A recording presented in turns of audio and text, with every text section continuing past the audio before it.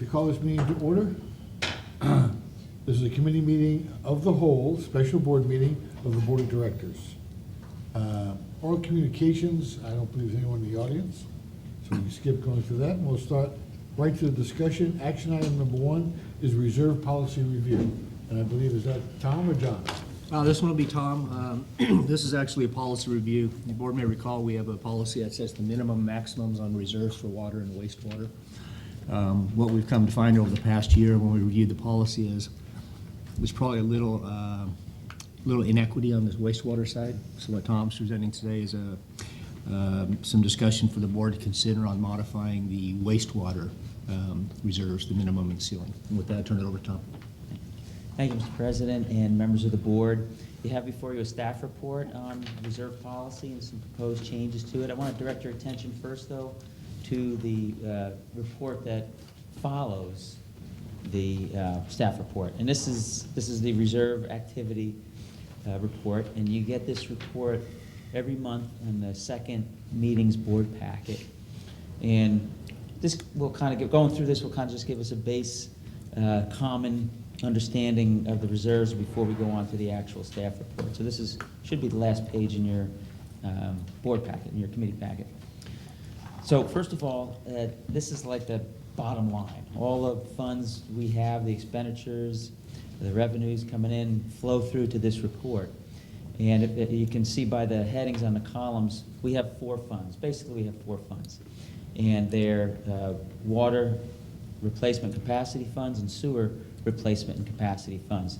The capacity fund is really not a reserve. The capacity fund is the money that we get from developers for capacity fees, and then the expenditures we make out of those specifically for projects that accommodate growth. So this is the Mitigation Fee Act stuff. This is legislated. We have to have these funds separate. So we really don't call them reserves. They're just restricted funds. The replacement funds that we have, one for water, one for sewer, the word replacement probably isn't the best word for it. It's like everything other than capacity funds. That would be a better word for it, but we call it replacement funds. And you can notice on the top half of this report that the top half is all the revenues and the transfers that come in. So operating transfers, that's just summing up what is our revenues over expenditures, not including depreciation. So that's what we have available to replace failing assets. That 4.6 million you see for water and the 5.7. Yes? Question, Tom, and do you prefer we just ask questions as they come up? Absolutely. Okay. 2 questions. Just explain to me the capacity on the top shows a negative of 3 million. Yes. Under water, and wastewater shows a negative of 250,000. Yeah. What is that telling me? That's telling us that there's not enough money in there and it's been that way since 2008, I think, is when we started dip negative. It's being supported by the reserve fund, but we still show it as a negative to say eventually we have to be made whole. So our replacement reserves are covering those expenditures that we have for growth-related funds, growth-related projects, because there's just not enough money in there yet to cover. So we don't have enough money coming in from capacity fees. And it's typical that the goal is to be zero, for your ending balance to be zero in these funds. But what's going to happen is you're going to build a big tank. Well, you can't build a portion of a tank, you got to build it all at once. So, you have those expenditures for that tank. And then hopefully it'll catch up just because of the economy and because I think we've been supporting those negative balances through our reserves. And we want to show them as negative, so it's kind of like a due to from. That money is owed back from those owed back to reserves from these funds when they get whole. I must be a little bit slow here. So we have increased our capacity somehow or another to the tune of $3,400,000, but we didn't get the monies to accommodate that increase? No, that's just that -3 is just the difference between what we've taken in and what our expenditures are, including the debt service, we haven't paid for yet. So it's just a balance in time. And I'm still missing why we're negative. If we've taken in capacity fees, Yeah. but Was the capacity larger than we've taken in? The expenditures were larger The than we expenditures were, yeah, because absolutely. we may have had built that big tank. Yeah, and they in only- the process of building it. Yeah, and their portion of their capacity fees only built a little piece of it. Or whatever the fee is, was not enough. They paid their correct portion, but it still wasn't enough to finish building a big. Correct. It's a matter of timing. Okay. Yeah. So in time, all things being equal, both those numbers should come to zero. If all of the Unless you're building assumptions, yeah, something else. if all the assumptions come true that we make in the capital facility fee study and the master plan, if all those assumptions come true, boom, we'd have zero. When we're built out, we'd have zero money. Yeah. Okay, Okay. thank you. Sure. So yeah, then you see on the replacement funds, it's everything else. So it's our operating income coming through, that's what's there for replacement of assets. Property tax goes directly to the replacement reserves, replacement funds, and miscellaneous fees as well. And then as I scroll down a little bit, you can see what comes out of those funds. And again, on columns 2 and 4, those are the projects that accommodate growth. And the other columns is everything else. Now I'm going to jump down to the bottom so you can see this ending balance is basically all of our funds, what we have, all of our money at a point in time. This is April, the end of April, and this same report is also in your board packet for in a couple days from now, the board meeting we're going to have. So we have about $40.8 million total in monies. $18.8 million in our water replacement fund, negative 3.7. Obviously, there's no such thing as negative money, but that's the 3.7 that was used from that 18 million. 27 million in our wastewater fund, and then 1.3 million negative in the sewer capacity fund. Then here's where the reserves come in now. So that's the money we have total. Now we carve out reserves. So for the operating reserve, our policy currently states that operating reserves are equal to 6 months of budgeted expenditures. So every budget, that level changes. Literally, it's 180 days of budgeted expenditures, less water. We don't include water in that, otherwise the reserve would be very, very high. And what we've done too is surveyed all the North County agencies really, and that's on a high end. It's anywhere from 1 month to 6 months is what people use for what other agencies use for their operating fund, which is good. So it's a healthy reserve, and that will stay. That you'll notice that stays the same for the whole year, and then when a new budget is approved, then there's a shift either up or down, depending on change in the budget. And okay, so that's the one thing. So we carve out the operating reserve. Then what's left over is the replacement reserve for those two columns for the water and sewer replacement reserve. Focusing first on the water, what we had left over is the 13.9 million. You see on that third line from the bottom, replacement reserves, restricted funds. So 13.9 million is our replacement reserve. Our policy currently has a floor or a minimum and a ceiling or a maximum where we want, it's a target level where we want that balance to be. So if you notice, our floor for water replacement is 4.5 million and our ceiling is 18.9 million. So that 13.9 is somewhere in the middle. Now, our current policy now is to fund a rate stabilization money, and that would happen, a rate stabilization fund, that would happen if our replacement reserves exceeded the ceiling. That amount that exceeds the ceiling becomes rate stabilization. And we need it in water right now, because what are we going to have next year, or 2016? We're going to have a pretty big spike in our wholesale rates, and we want to be able to, and this was presented last year when we did the budget, we want to be able to use up some of our reserves in order to mitigate that spike. And John will, when he does his budget report for you in the next item, you'll see how that smooths out. So that's water. And if we jump over to sewer, we'll notice that we do exceed, currently the way it is now, we exceed that ceiling. And so the difference between the 27 million ending balance, the 5.6 million that we carve out for operating reserves, and the ceiling is the 7.4 million in rate stabilization money, which is a healthy rate stabilization. But as looking at sewer, just look at those numbers, it doesn't pass the smell test, no pun intended. Sewer assets depreciate a lot faster than water assets. Sewage is more aggressive than water. On our historical financial statements, we use 75 years for most, water mains and most water appurtenances. But for sewer, we use 50 years. And when you look at that number, you would think that we would have a higher number for the floor and the ceiling for our sewer replacement, and we don't. It's actually lower than the water. And so this is where the proposed changes come into play. How we calculate, and unless there's any questions in this report, I'm gonna jump to the staff report. Yes. I got a couple. Number one, was this just an epiphany this year? No, it was something that we can see developing, and we wanted to address during the budget process.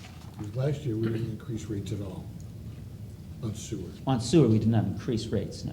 Although now we're saying we probably should have.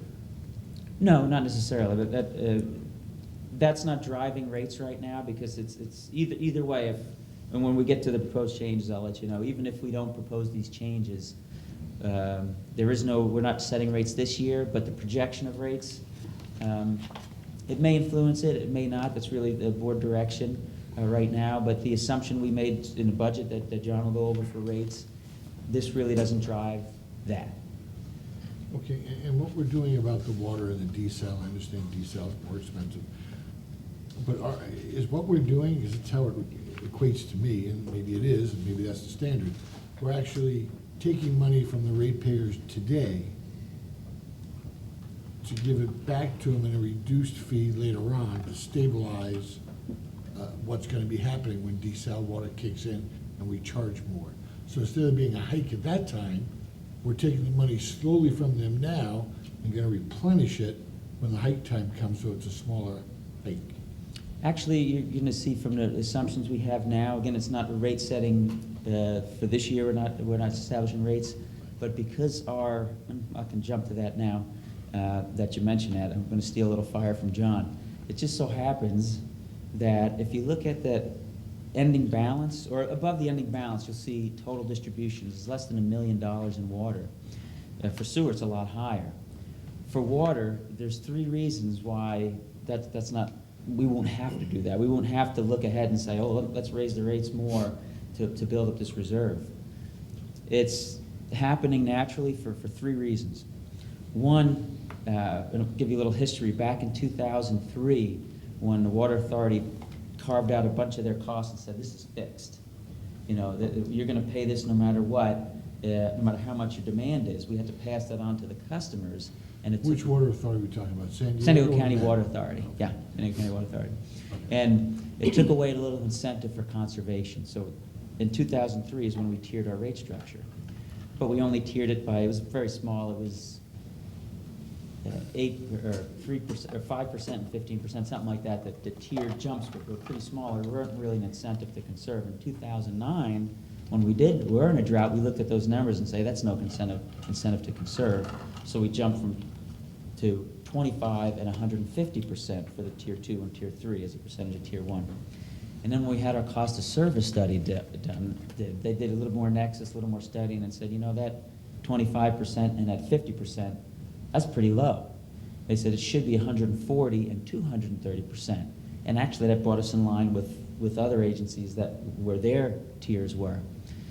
So what's happening is, even though we're keeping the tier 1 rate very low, and we've hardly increased our portion of it anyway, we hardly increased it at all, we're getting a little more revenue because we're shifting that burden to the users that use more than 110% of the average.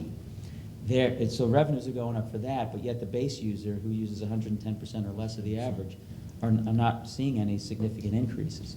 So we have a little more revenue coming in from that. That's one reason why you're going to see in the budget that the reserves are going up, even though we're not assuming rate increases.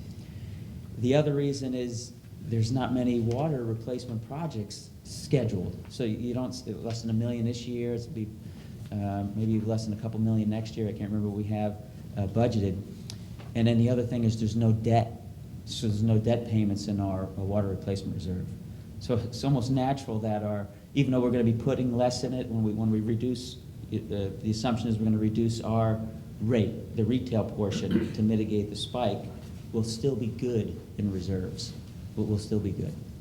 And if you'll scroll back up to the top, one other Yes. question.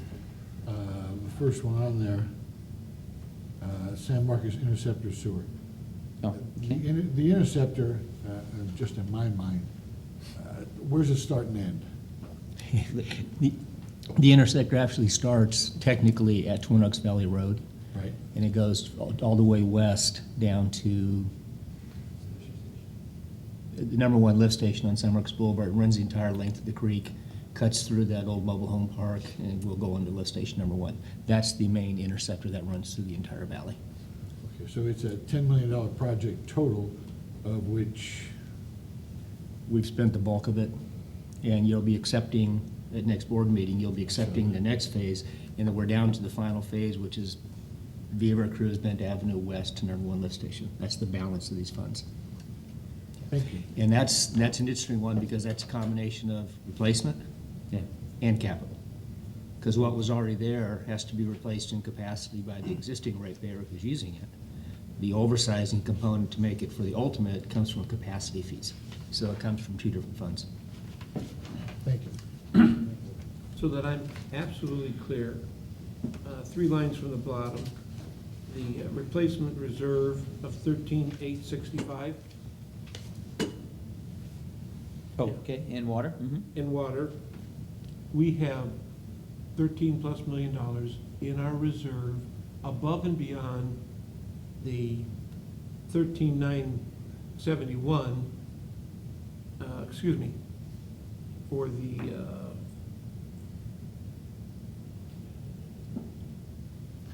above the 18,835.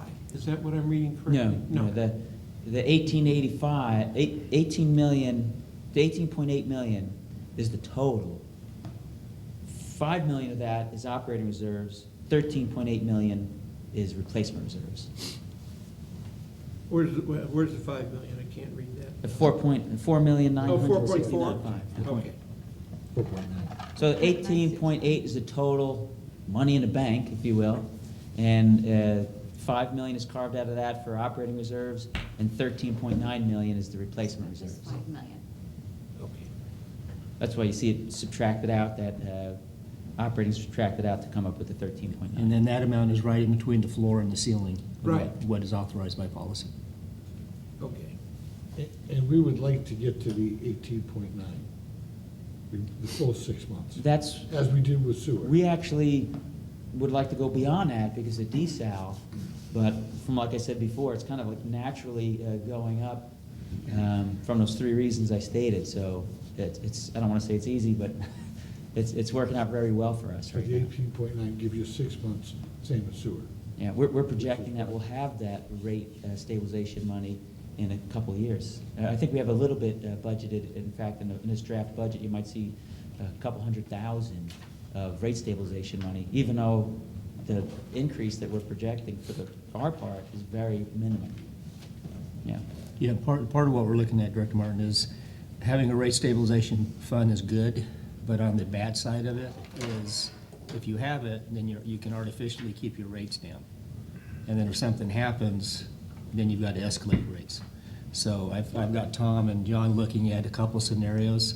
In other words, if you suddenly have a $5 million extra 1 year, and you help offset rate increases the following year, and then something happens big the next year, let's say Met really takes them up, the Water Authority takes them up, or we have to take them up, we've eaten up that stabilization fund, and now we have to really raise rates.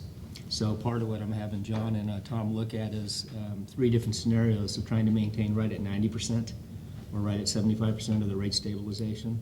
Then it gives you a little room in the bank to put money in if you need it, but it also has plenty of money there to use if need be. Because what we don't want to do is rate stabilization, don't raise rates, no rate stabilization, raise rates.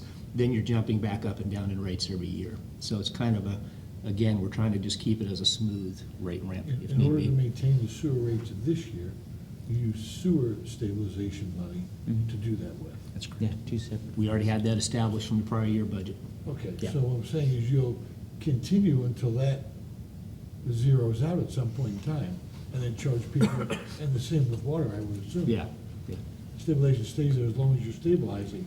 Once you're not stabilizing anymore, right. it's time to get out of the business and start pre-collecting, I guess, a term you don't want to hear, but it sounds like we're pre-collecting the money for future use. And that's where I want them to run a few scenarios. I don't always want to be running with rate stabilization money. That means we're running a little high in the budget. I'd like to be somewhere right below the cap of what the board has set for a maximum, so we know we're running where we need to run. If we happen to get a little extra 1 year because sales increase or some cost is less, we might have a little bit, and then that can be offset. But what I don't want to do is have us rate stabilization, because we're pre-collecting, spend it, rate stabilization, spend it. It has the same effect on rates of up and down, and we don't want that. So that's where I'm gonna have them look at keeping it like 75% of the max, 90% of the max, and that's where we would be our target. So we're not doing that. So tonight, are you, I think I get the numbers here, but are you proposing or are you recommending that we increase the ceiling for waste? Well, I was building up to that. Okay. I'll- Sorry. I'll jump to that. That's fine. So. And the answer to that is yes, and he'll go back and explain why. On the, what we did is an analysis to say, well, how, first let me jump to answer your question to how we calculate those years. The replacement floor is assumed, there's 3 years of replacements, assumption of, an estimate of 3 years of replacements. The ceiling is 10 years of replacements. And when we surveyed other agencies, they're all over the board on what they do. But that was pretty common. We saw the 3 and 10 in another agency or 2 other agencies. But anyway, but what we do is a little unique is we don't use historical costs, we use replacement costs. So, and on the last page of your budget, when you see the last page of your budget is how we calculate it. We use historical cost and we ENR it up, or we take inflation, commonly used inflation factors to say, well, what is it today? And I've got an example, I won't run through the example, in your staff report of how we actually calculate it. The issue is that we're using the same estimated life for water that we do for sewer. Your reserve policy right now doesn't distinguish between the estimated useful lives for water assets and sewer assets. As a result, what's happened is we're very close on water. I look back 10 years, I think, 8 or 10 years, to compare, well, what did we budget, what did we anticipate in the budget for purposes of setting the floor and ceiling that replacements would be, and what were the actual replacements of the core system. This is just the core water and sewer system. And we were almost there, a little understated on water, but we were very understated on sewer, which makes sense because we were using a 70-year, we used 70-year for replacement, 70-year life for, same for water and for sewer. So we took a look and said, well, what if we used a 50-year? And I'll cut out the details a little bit, but what we did is we took it down to a 50 and then said, well, that looks a lot reasonable. That would have tracked a lot better with what the replacement was, and that's what the proposal is going to be, is that we say, let's calculate it, let's use a different numbers for sewer, because the estimated life on sewer is less. And, yes? I just mentioned something to you last week and mentioned it to Dennis this week. In my mind, I would much prefer you tell us up front where you're going. Yes. And then go back and tell us how you got there. Mhm. Versus, this is how we got there, and this is ta-da, where we're at. Because the ta-da doesn't allow us to, you're taking us along for the ride rather than making us part of the ride. Do you understand what I'm saying? Yeah, I mean, in we the could. context of the presentation. Mike just brought up the same basic question. Well, is that how you, well, no, we didn't, well, tell us where you're going, and then let us go there with you. Otherwise, and I saw this happen last year on a couple of issues, otherwise you get to the end, and when you bring up an objection, you go, well, you didn't say anything back in meeting 1 or meeting 2 or meeting 3. Well, I didn't know where you were going. No. So you got to meeting 10. So I just think if you tell us where you're going up front, then tell us how you got there. It makes more sense. It may be different than what you guys have done here or what your policy has been in the past. But to me, it makes more sense. I don't know how the board feels about it. But if you let us know where you're going, and we can follow you along when you do it. And that is what the recommendation is there, Director Martin, which is to revise the policy. It's got the fiscal impact in there. I think Tom was just trying to give you the background to the recommendation. But Okay. that's fine. But that's what the recommendation is to modify the reserve policy. It does have a fiscal impact, as noted in the fiscal section. And then the rest of it was basically explaining how we came up and what the rationale was. So if you want to, Tom, why don't you jump to the front of the memo? Go ahead and explain it. Yeah, in the fiscal impact one, I mean, just the bottom line is, yeah, increase that floor and increase that ceiling. I'll spare you the details on a calculation, they're in there for you, you know, how we calculate it. Trust you. But, you know, it would go up, the impact would be the floor goes up by about 2.2 million, the ceiling goes up by about 6.6 million. That's assuming if we phased it in. It would go up a lot more if we did the whole 10 years on the floor, but we assumed, for purposes of discussion in the budget too, we said, well, let's look at what 8 years would be for sewer on a ceiling, and that took it up about 6.6. If we went 10 years, it would take it up like 11 million, you know, so another 4.8 million, because the further out you go, the bigger the replacement cost is, because now you're adding more years onto that schedule that you see in the back of the budget. So that's the bottom line, is yeah, we are recommending that that floor is artificially low, that ceiling is artificially low. So you're recommending that we should put more money into it, and of course, that's gonna have to come directly from the ratepayers, and you've already calculated how much that's gonna be for our next 218 hearing. How much is that? That's not putting more money in it, that's just setting a target. So it doesn't, there's no real fiscal impact now. The fiscal impact could be for future consideration. When you look at that 7.4 million now in rate stabilization, wow, that's a lot of money, we don't have to raise rates for a while. But then you look and say, wait a second, that floor is artificially low, that ceiling is artificially low too. So, That's what I was gonna ask, and I kinda knew where you were going, but I got a little anxious. So the 6.6, is that gonna, are we gonna lose that from the 7.4? correct, yeah, you'll see So- that, yeah, 7.4 pretty much So diminished. that's how they're gonna, Yeah, we don't actually raise rates. What Fund. it does is just the excess right now just becomes part of the rate stabilization fund, not an excess component to it. So we don't actually raise rates to put the money in there. It's just changing the limits. So this budget, whatever we approve, is not necessarily raising the rates. Correct. No, you're not The money's even, already there for it somewhere. you're not even considering rates this Coming year. in. Yeah. Okay. Yeah, there's no rate increases proposed. Well, I know we're because not of this considering policy. rate increases at this time, but if we approve it, come that time of year, another 6 months from now, you're gonna have to come up with the money somewhere. If we approve extra money, and that would have to be through the 218 process? Mhm. Yeah. Yeah, but there is no extra money being requested. We're just changing the limits. You're just changing where it goes to. You're not Yeah. changing it. Targets, really. Nor will you be asking for that in order to make this budget come true. Just, You're not gonna it's, be coming to us in, is it November or October, and saying, we need to raise the rates because of the budget you guys approved. No. no, well, next, in Seems to me I heard June, that last year. in June 4th, or in the next, if it's the direction of the board and the desire of the board, we'll come through with a policy, with the revision in the policy. This is just for discussion today, to get a consensus and see if you would want us to come back to a board meeting with a revised policy to reflect these changes. Right. But if we agree to the board policy Mhm. to do these changes, is that necessarily pulling the trigger? Is it October for the 218? No, we've No. got a, September? it's next year, it's. We're a year away from the next. We're quite a ways So away. that doesn't necessarily pull the trigger that you approve this budget in order to have that money to do these rate increases. Otherwise, the budget you this- approved isn't funded. No.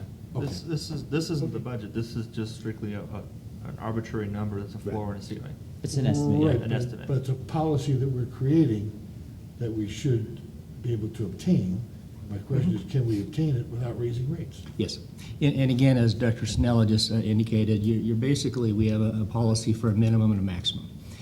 If you go back during the middle of the recession that we just went through, there was actually a year, going on 2 years, where we came to the board and we let them know you're under policy. We actually went below the minimum reserves in the funds. So what happened is the board said, okay, we made note of it, we didn't feel it was necessary to change the policy, it was just the board was aware of it. So then just the regular rate setting process takes place over the last 10 years, and then the reserves can build, decrease, build, decrease. What you're setting is a minimum and a maximum. That's all you're doing. So what you have is a rate stabilization fund or excess of funds right now. It just rolls into the minimum and the maximum. So we don't need to raise rates $6.6 million to do it. All we're setting is a new height. Just trying to give you a better picture of where is it, really, where should it be? Thank you. But I do have another question. So have you thought far enough down the road that if you take away the 6.6 million in stabilization from the 7.4, that's certainly gonna make a lot less stabilization, Right. right? So how is that gonna impact the Yeah, customers? and you'll see that in John's budget presentation. We Okay. actually do 5 years of detailed projection. So in the budget draft that you have now, we assumed the 8-year and the 50, the estimate to get that to a more reasonable number. So you'll actually see it there, and I can't remember if we've built up any rate stabilization money still, but we're closer. Oh, it was about 86% of the floor of the ceiling. So instead of being over the ceiling, we had projected, I think last year, that rates would go up a little bit and then decrease because we had that rate stabilization money or level off, and we kind of used that same, the same estimate that we used the year before just to see what would happen, and we ended up at the 86th percentile, which is still a healthy reserve, even with that going up. And again, that's board direction. If you'd want to say, well, we want to get closer to that floor, or to ceiling rather, or is that fine? And that's what John has for you today, a few scenarios to say, and that's just for projection purposes, we're not setting rates, but, so we don't get there yet, I think, and not to steal John's fire, but I think it was, if we wanted to be at the top in 5 years from now, at that ceiling, the new ceiling that we're proposing here, you'd have to raise rates like 8% every year. But keeping at a 4% increase like it's been, we'll just still maintain the same level. Do we only fund the rate stabilization through money that's in excess of the ceiling?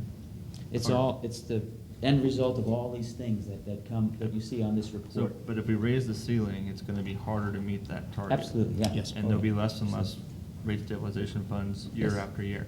Is there a rate stabilization goal? And I think there was, I think That's- you covered it in our budget meeting, I just don't Yeah. remember it. I mean, that's the reserve policy, and it's really a board direction. If you say, go ahead and try to hit some rate stabilization amount. In the past, what we've said basically is our goal for rate stabilization is 0. If you do have rate stabilization, like Director Lamb, or General Manager Lamb was saying, if you do have money that goes above that, say, okay, good, then I can smooth out rates a little bit in the next year and maybe use it up. Other agencies have a goal of, they put a hard goal to say, we want this much rate stabilization money. In the past, it's there for a reason. If it's rate stabilization money, stabilize the rates or don't increase the rates so much and use it up. So we've always, when we've planned in the past, we've always said, let's try to get that to 0 and lessen a rate increase or so. Director Evans may know the number off the top of her head because they talked about this at the last board meeting at the Water Authority. They actually have a hard target. They have rate costs, they have all their cost recovery, and then they have a hard number. I want to say 130 million is the number that comes to mind. That could be wrong, but they actually establish and have a 130 million excess fund above and beyond, and that's just sitting there. So they have a hard number, but you can imagine with the Water Authority, 3 bad months of sales, they'll eat that up in a heartbeat. We don't have that same thing. So again, that's why I'm saying we don't want to have a rate stabilization, then no rate stabilization, then rate stabilization, then no rate stabilization. We're better off to set a target of trying to maintain at 85, 90% of that level. Then if you actually get some extra funding in, you might go above it, and then you use it for stabilization. You'd be better off to be at 0 on a rate stabilization. We have reserves, so we're good with that. But like I said, my goal, and I think Tom's goal as well, would not to have a rate stabilization fund as a planned target. We want to be right below that ceiling. Then we know we're tracking our budget properly. And that's, like I said, your direction too. And Yeah. one of the reasons the Water Authority does it as well is just for purposes of meeting a debt service coverage ratio.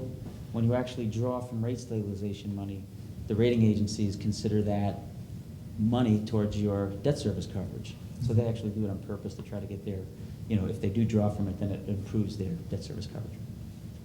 Yeah.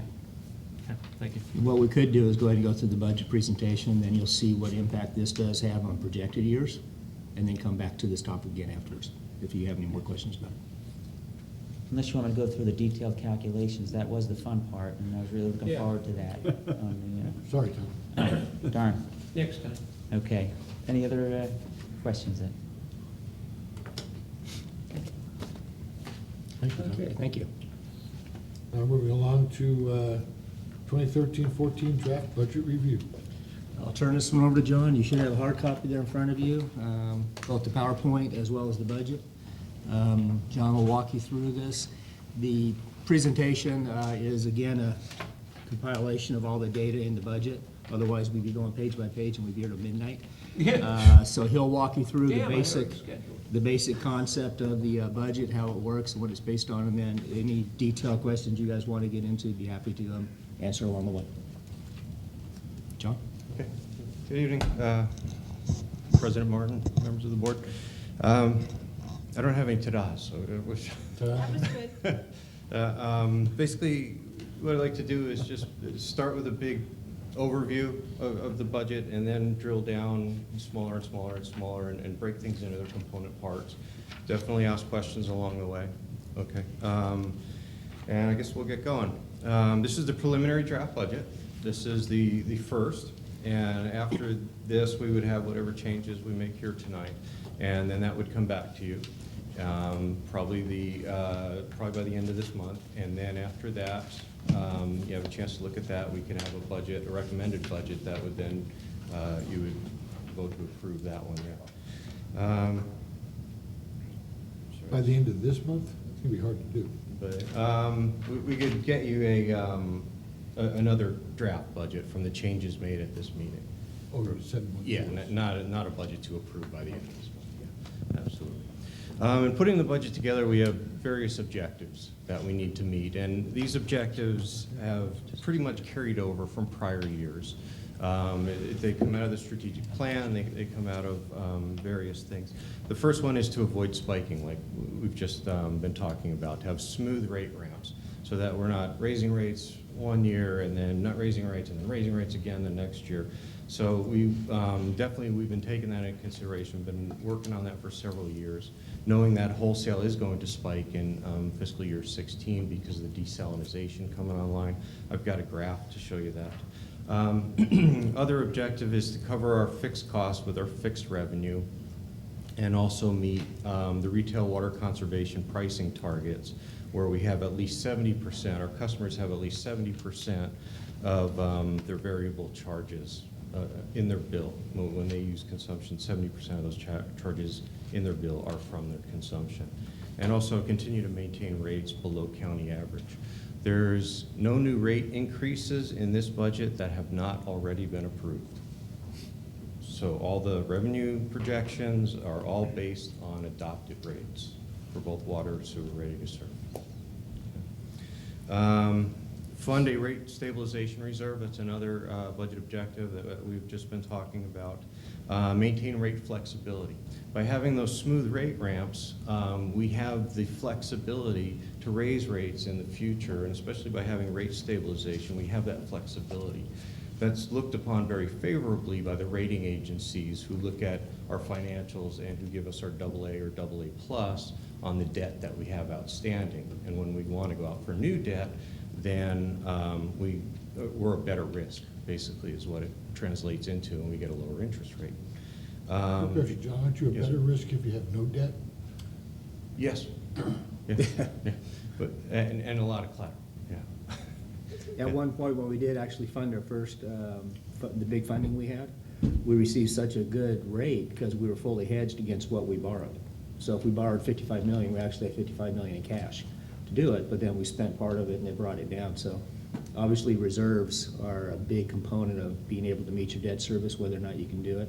And the other part John's talking about, the rate flexibility, you may recall in the last presentation when, if it John did or Tom did it, when we were just, was it Fitch or Standard Sport? They looked at the debt that we carry, which is good. We have a good ratio. But then they also, because we buy water directly from the water authority, then they add their debt ratio to ours, because guess what? Who's gonna pay their debt? We are. Same customers. So they added all those together, and that's where they said, that's where we start to get at risk, because the board, if you didn't do continual rate increases, you cut your ability to actually make major rate increases if need be. So that's the rate flexibility that John's talking about, that because we have a rate ramp, you can actually accommodate and deal with a spike or something else. That's part of the reason to have a rate ramp. And I forget whether it was you or Tom that said that John promised you he'd get to a AAA by the end of this year. That's what he told me. Okay. I think it was Tom. Thank you, John. Also, to meet our debt service requirements without capacity fees and without property tax, just basically from operating, that we're gonna meet our debt service requirements. And lastly, to continue to reduce our principal debt. But as you mentioned, not having any debt is the absolute best, but we have debt at this point, and we want to continue to reduce that. This is where we are projecting to go with our debt, with the principal outstanding on our debt. We're looking at about $65 million right now at the beginning of the next fiscal year, 14-15. And within, what did I gather there, I think 10 or, yeah, about 11 years, we're looking at about $30 million in debt, bringing our principal balance down, just by continuing every year to make our principal debt service payments. So continuing making the payments, let's look at it as if it was a mortgage. By continuing making the payments of what's requested, we'll get down there. Yes. But we could make the payments larger if we chose to. Yes, we can prepay, but Yeah, if we could, but again, now you're gonna be paying a lot higher and taking your rates up, and then you get to a certain point where your rates are now established way up here, and you don't have any debt anymore, so then you got a choice. Suddenly take them way down, or to have the two lines cross, is what you really wanna do. You want your rates going up at enough of a rate increase, at the same time your rates are coming down, so when you get down to no debt, you're not artificially high in rates to carry debt that you don't have. And if I may, just a technical correction, we can't pay off our debt right now. We've already, the original issuance had a refunding with it. We already refunded it. Now it's called a defeasance, where another party holds the debt.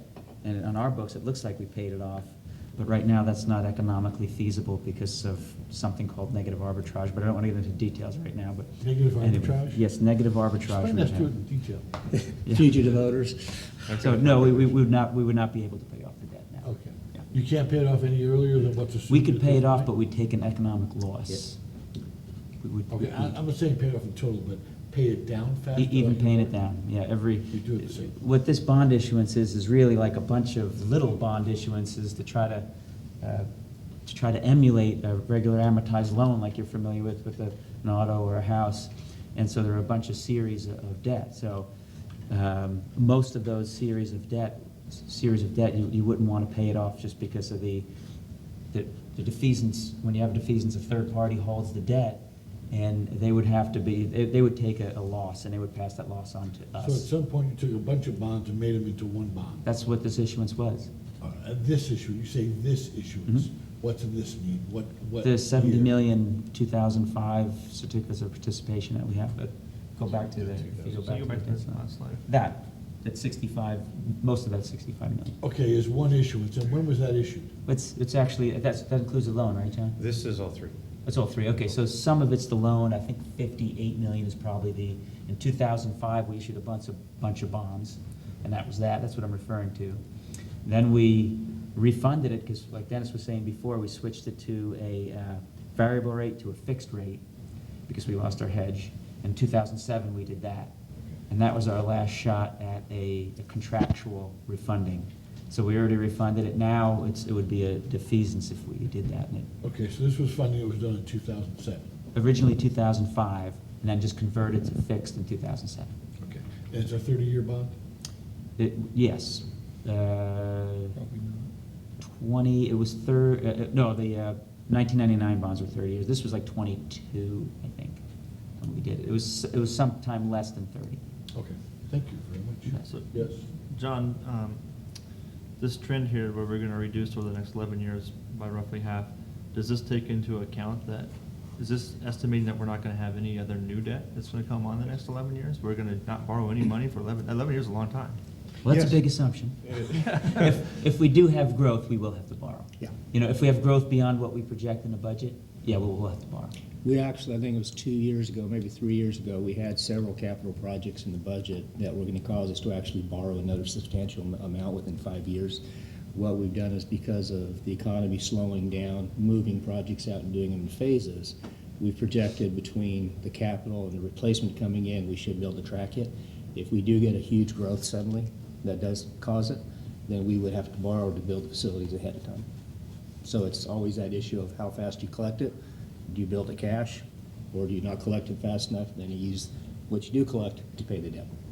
So it's always The main thing this is saying is that our current debt is amortized. You know, other agencies might have interest-only debt, but we're paying off principal every year. So that's the main thing here, is it? And that's looked on very favorable by the. It's not just an rating interest loan. And again, unless something were to substantially, I mean, you plan future development in this already, that's Yeah. planned. Yeah, we've So got the the big question, ones, and when it happens. what we built with that $60-70 million was the Metal Arc expansion, which is our ultimate capacity.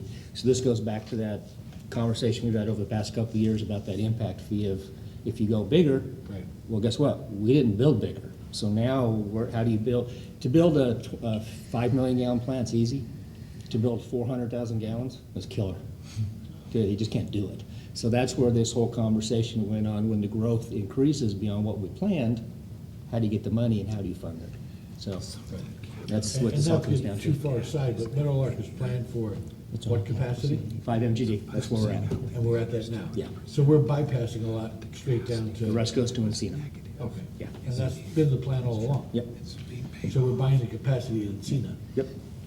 And what capacity do we have in Encina? 7.8 or 8 points, or something like that. And We've got, what do we use now? 7, yeah, 6.8 to 7 million. So pretty close to max. No.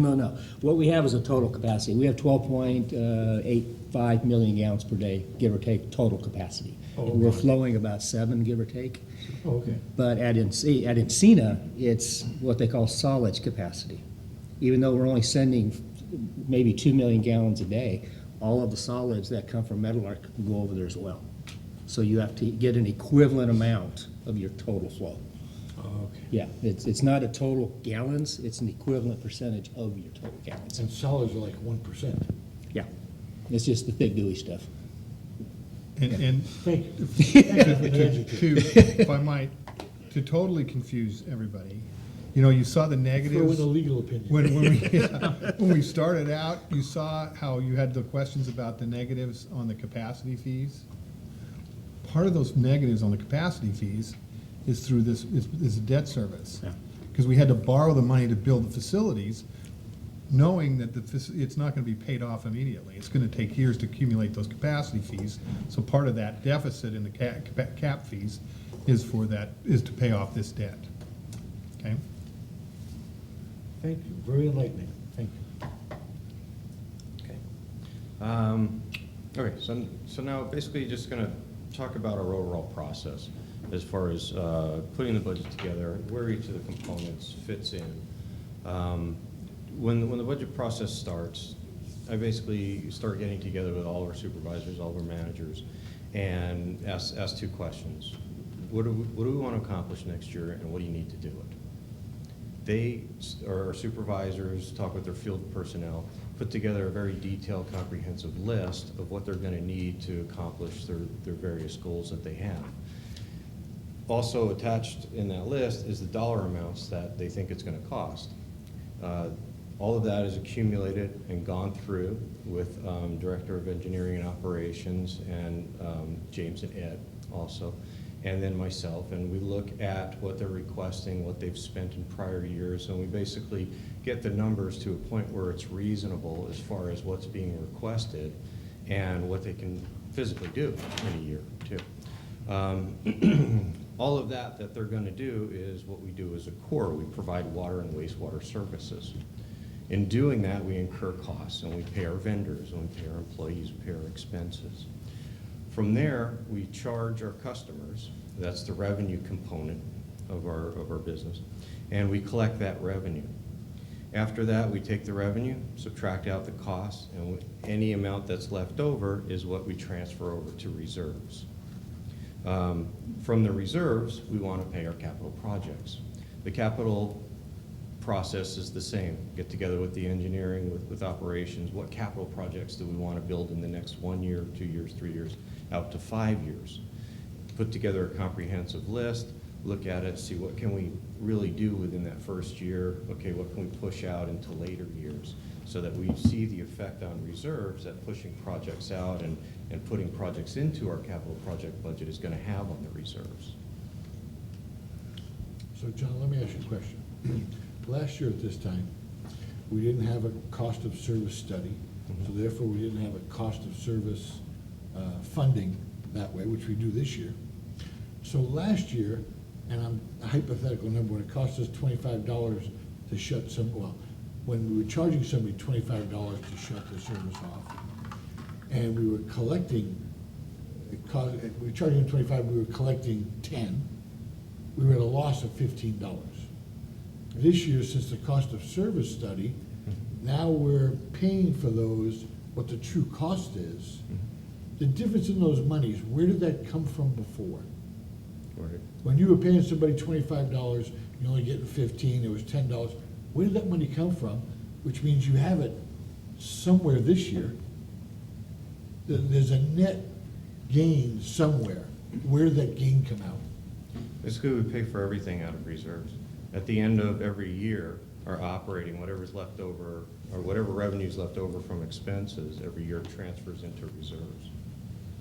Okay, so by us doing the cost of services increases this year, that means that money should be going now to our reserves?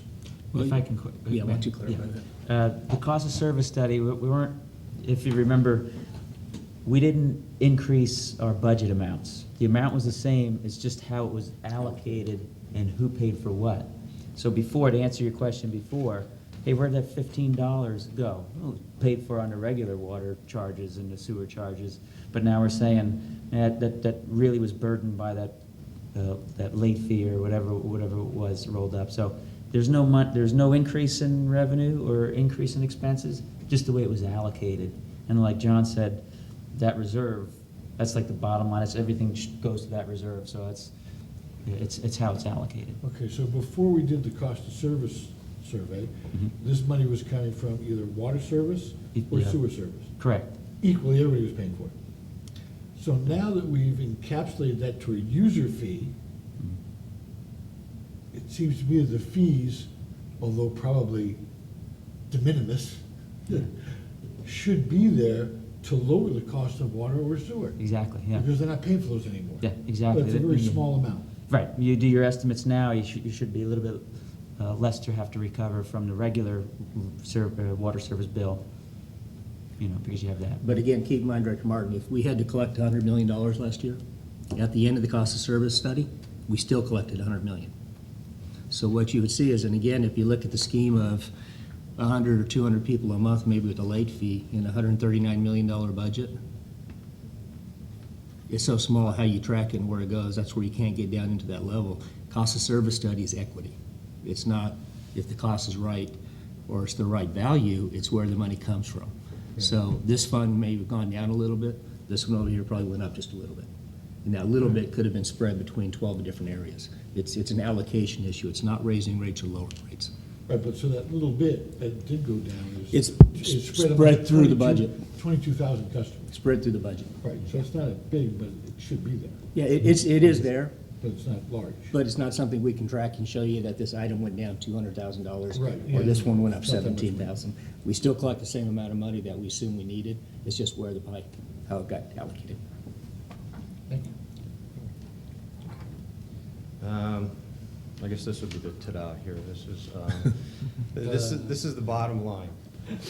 Pretty much, and what we're going to do from this point on is look at this year's budget, this recommended draft budget or proposed draft budget, and last year's adopted budget, and look at the two, make the comparison between the two, and talk about the changes.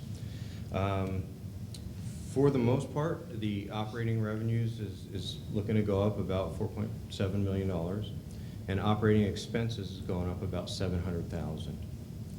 The capital portion is It varies every year depending on the number of capital projects. So a year-to-year comparison in capital just basically means that we're going to do more this year if it's going up, or we're going to do less this year if it's going down. In this particular year, we're going to do more because in the total, the capital improvement project budget is going to go up about $1.4 million. Now, in that center column there, the fiscal year 14-15, we want to just keep our eye on that $13.8 million transfer to reserve. That's what we're projecting that's going to go into reserves at the end of 2014-2015. Now, we can look at this, break it into its component units, which is the water and the wastewater side. This year, we're looking at, if you look all the way over to the right, the last number there is the 13.8. And that comes from a net in water of 7.65 and a net in wastewater of 6.16. Now what I'll do is walk through each division. I'll start with revenues, and then we'll look at the operating expenses. John, just to completely understand you, at the end of fiscal year 2014-2015, we're looking to transfer from that year alone, $7,600,000 to water, Yes. $6,162,000 from wastewater, Yes. into reserves. Into reserve, yes. Okay. And when we get to the capital projects, we'll look at how much we're anticipating on spending in capital projects too. Because remember that step down chart is we want to take whatever we transfer over to fund our capital projects into the future, and which helps us avoid issuing debt too. And just to clarify, depreciation is not budgeted. So that 13 million kind of represents what depreciation may be, or what assets we need to replace. Okay. But I'm reading both those numbers as being extra cash. Yes, goes in That we're reserves. putting- that we're putting into reserves. Yes. It's a done deal, that's already voted on, people are paying it, everybody's happy. So we're looking at $13 million in operating budget for year 14 to 15. 14, year 15. 14 going to 15. Right, fiscal year 14-15. So we've actually planned that in the budget to make that happen, to bring our reserves up on both sides. Yes. When you see some of the 5-year projections that John has, I don't know if you have them on your projection or just in the budget, you'll see every year, if there's a rate increase of this amount, here's what we'll have left over, here's a rate stabilization, here's no rate stabilization. If the same trend occurs, here's what it would be over here, rate stabilization, no rate and so he's got a 5-year projection, so that when we're doing the budget, we look out 5 years. The 218 notice, we only go 2 years. So last year, we approved it through this fiscal year. And then next year, you guys will go through the 218 notice process and everything else. But that's why we look at 5 years at a time, so you can see where it is, because you have to realize the appreciation, the reserves change every year, what it's based on. Take a long look. But by water alone, 7.6 million going in reserves from 1 year is quite a large amount of money compared to what we have there now. Yeah, absolutely. And Absolutely.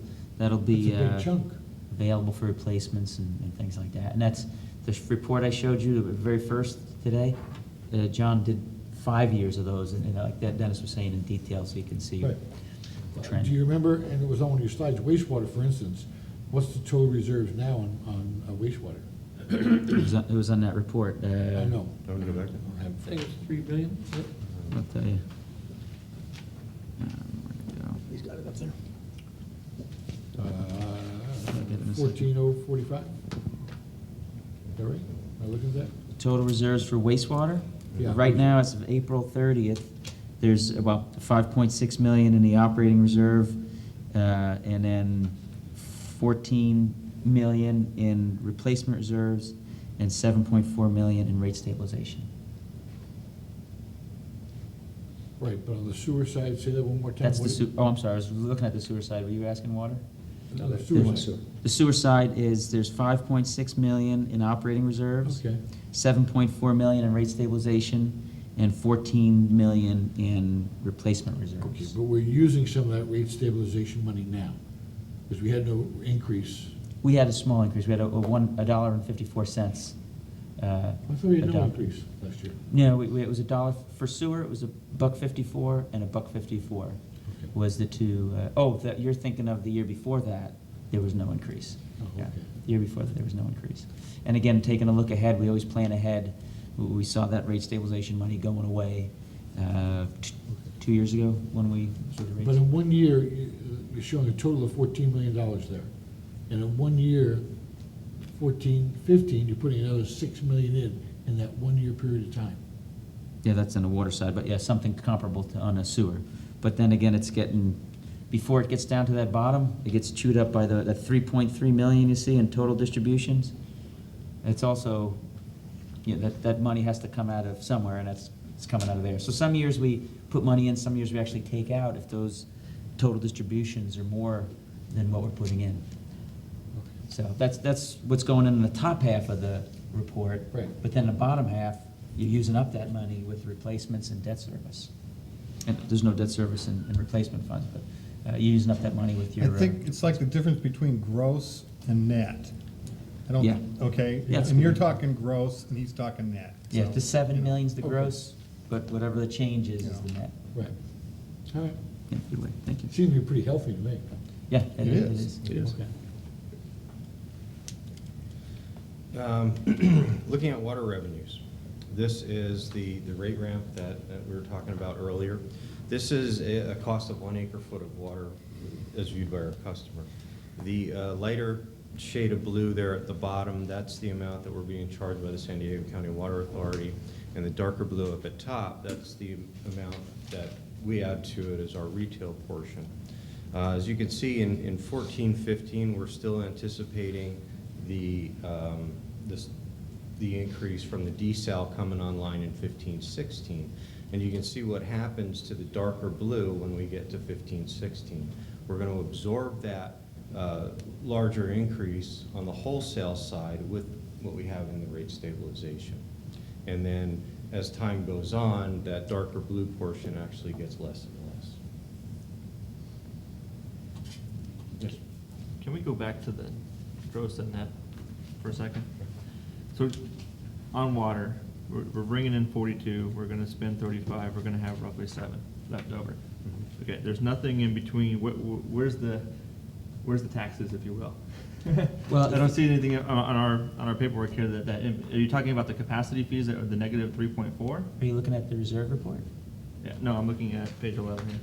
Oh, of this. Operating budget. Operating budget? Okay, and what slide are you on? No, yeah, the next one, right there. Okay, so you're looking at water, the 42.7 million coming in, the 35 million going out, and don't forget that doesn't include depreciation. So you have 7.7 million that you're gonna transfer over to reserves, to top of reserves. You got me there. No. Now where are we losing money? Where's that 3 point something that you were talking about earlier? Well, that was on the sewer side. Those were the, if you follow that 7.6, Mhm. I hate to do it to you, but go to the reserve report that I was showing you before on the first item. Yep. In the reserve report, if you look at the very first line in the reserve report, that 4.6 million, that's the same number. That's the six, that's what we're saying, what we're projecting for 14-15, the total for the year, instead of 4.6 million, is gonna be, what was it, 7.7 million? 7.65. And then after that, you add a few more revenue to it, but then when you go down, you got some disbursements for some projects. Not much in water, but you have some disbursements for projects as well. So Almost that a million. 7.6 million comes into the replacement fund, and then what comes out? Some of those expenditures for projects come out. The 959,000? Correct, yeah, that comes out.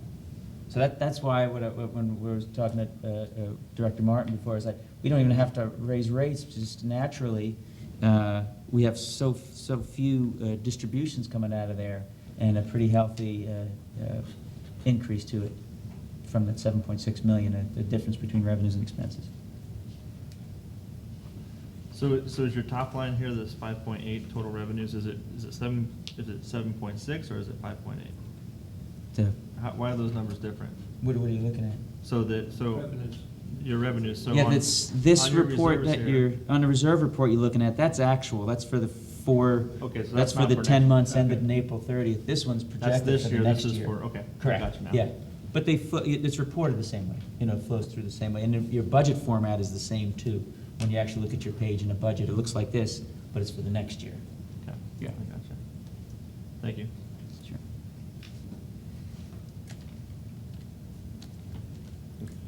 So this is, like I said, the cost for 1 acre foot of water, this is what we anticipate coming to. So let me ask you, on that chart, does that mean we're not gonna be adding any, we're not gonna make any retail on water after 15, 16, 16, 17? We're not making as much. No, well, I think your next slide might, no, it's a couple slides. Anyway, Well, you're. 18, 19, it shows we're not taking any money, well, very little. Correct, of it. yeah, we've mitigated that impact because we have enough money coming into reserves. Remember those three things I mentioned before? Oh, by the way, this is tier 1. Yeah. So our tier 2 and tier 3 is gonna be a little bit higher than this. This is just a tier 1 water. Most of our water is tier 1 water that we sell. Okay, and I know you don't want to explain this way, but is that because 12, 13, 14, 15, we We've been paid collecting. up front much higher cost, anticipating how high it was going to go, and to not have spiking, people paid forward. They're paying today for water 4 years from now. In 13, that policy was probably last year's when we cranked it into the reserve policy and said, you know what, we should look ahead Yeah. and see, but not in 13, 14. Those rates were set before we kind of looked at that. But that is the intent of what we did. We set rates ahead of time so you wouldn't have a huge spike in Plan for the, 2016. plan For the for, desal. we actually do a 10-year projection, 5 years detail, 5 years going out, and we look ahead that way.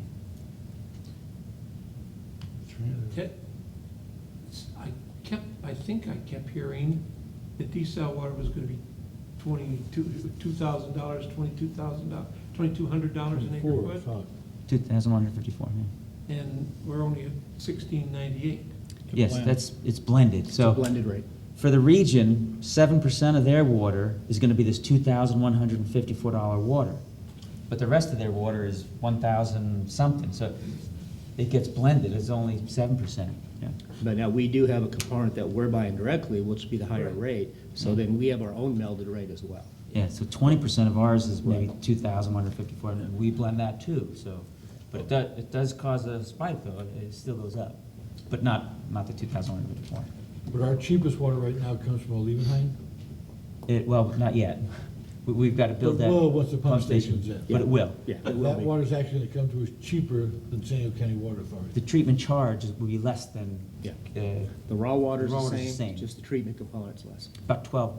Well, after you spread it out, probably saves about $12 roughly an acre foot. After you spread it out, so it's 80 something, maybe, I can't remember what that It's number not a huge amount, but it is cheaper and stable cost. Yeah. It's a And- stable rate that doesn't continue to raise. And another source point for water too. And that's why the desal, theoretically, if all the projections are right, around 2026, the line's gonna cross. Desal is gonna be cheaper than imported.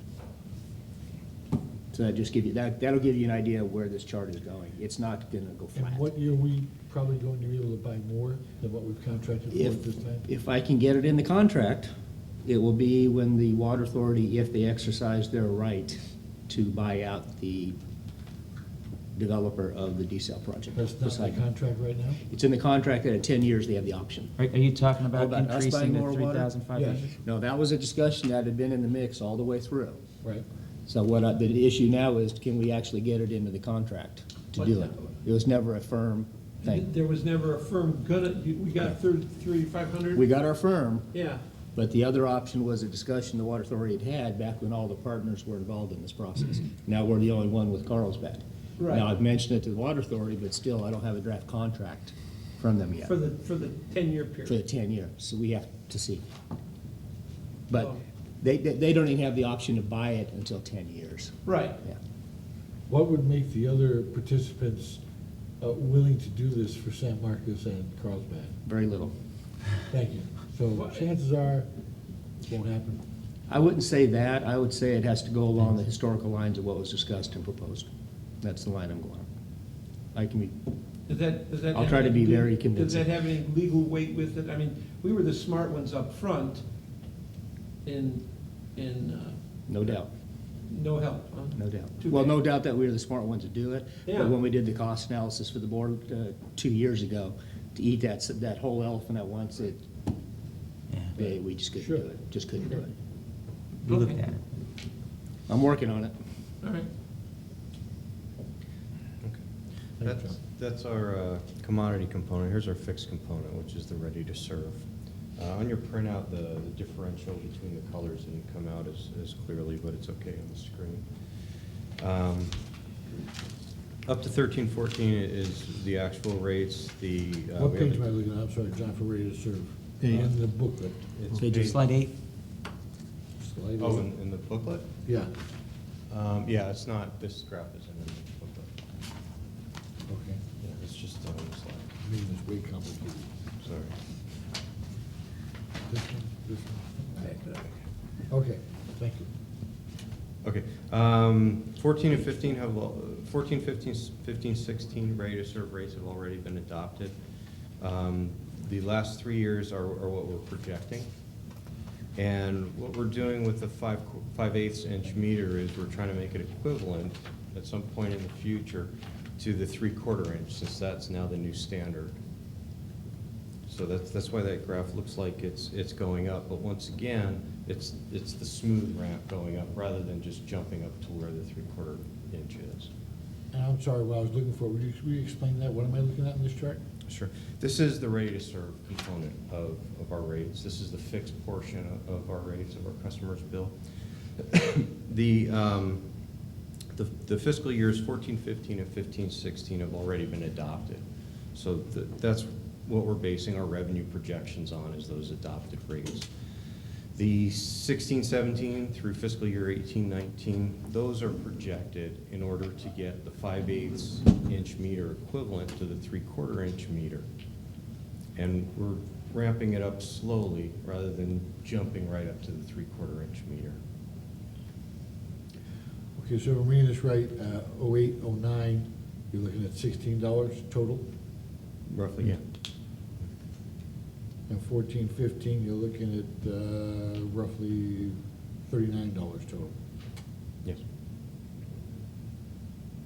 And some of that's passed through, but the majority of it is us. Or MWD and majority of San Diego County Water Authority. Now, where are we in that? We're the top component, the top blue portion there. Okay, the pass-through is the bottom two. Yeah, yes, yeah. So our rates are going up faster than MWD and SDCA's rates to us. I don't think so. It's, if you average it out, the water authority rates are going up fast. Let's put it this way, in 2003, it was 0. And then they added the fixed component. So on average, what we're able to do is absorb some of this. These are fixed costs coming through from the water authority. So when we grow, we're able to absorb it, even though they've been going up on a fixed side anywhere from 5 to 30% some years. So, and then you can see some years that we go a little higher than them, some years they go higher than us. And that's because one reason is because we have the ability to absorb some of those fixed costs from them.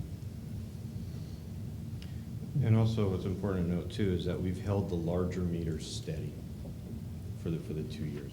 We haven't had any increases. We're not projecting any increases in the 1 inch, 1.5, 2, 3. Yeah, let me go back in history here a little bit too. When we brought the two policies forward for the board, one, last year we adopted the policy where the 3/4 inch meter became our minimum. That was to accommodate the residences who had to put a bigger meter in to get fire flow. So to go to the bigger meter, we now made that as our standard, and we held the capacity fee so that we didn't take the capacity fees and jump them up. The only way we could do that and get equity for people that already had a 3/4 inch meter to people that had 5/8 was to bring them on par. The cost of service study had recommended 2 or 3 year process to get there. The board had said, that's kind of short, so one of the options we gave the board was to go to a 5-year ramp to bring it in. So that's what John's talking about, was a 5-year to get them onto parity. The other item was, if you recall the comparison, we did the same structure to the 1, 1.5, 2, and 3 inch meters.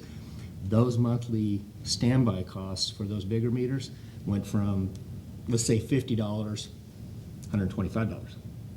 So because of the impact of business, which has trickled down to everybody else, what the board decision was, hold the line on the big meters, don't increase them, do a 5-year rate increase to get the 5/8 to parity with the 3/4. So that's what this projection here is based upon the action a year ago by what the board took. How many 1-inch meters or larger do we have? 6,000?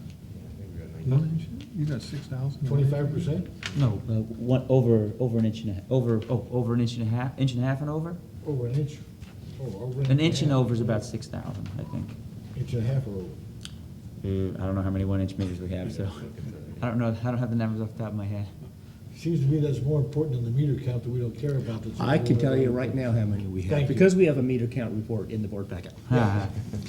We have 966 1-inch meters, 675 1.5s, 502, and 65 3 and larger.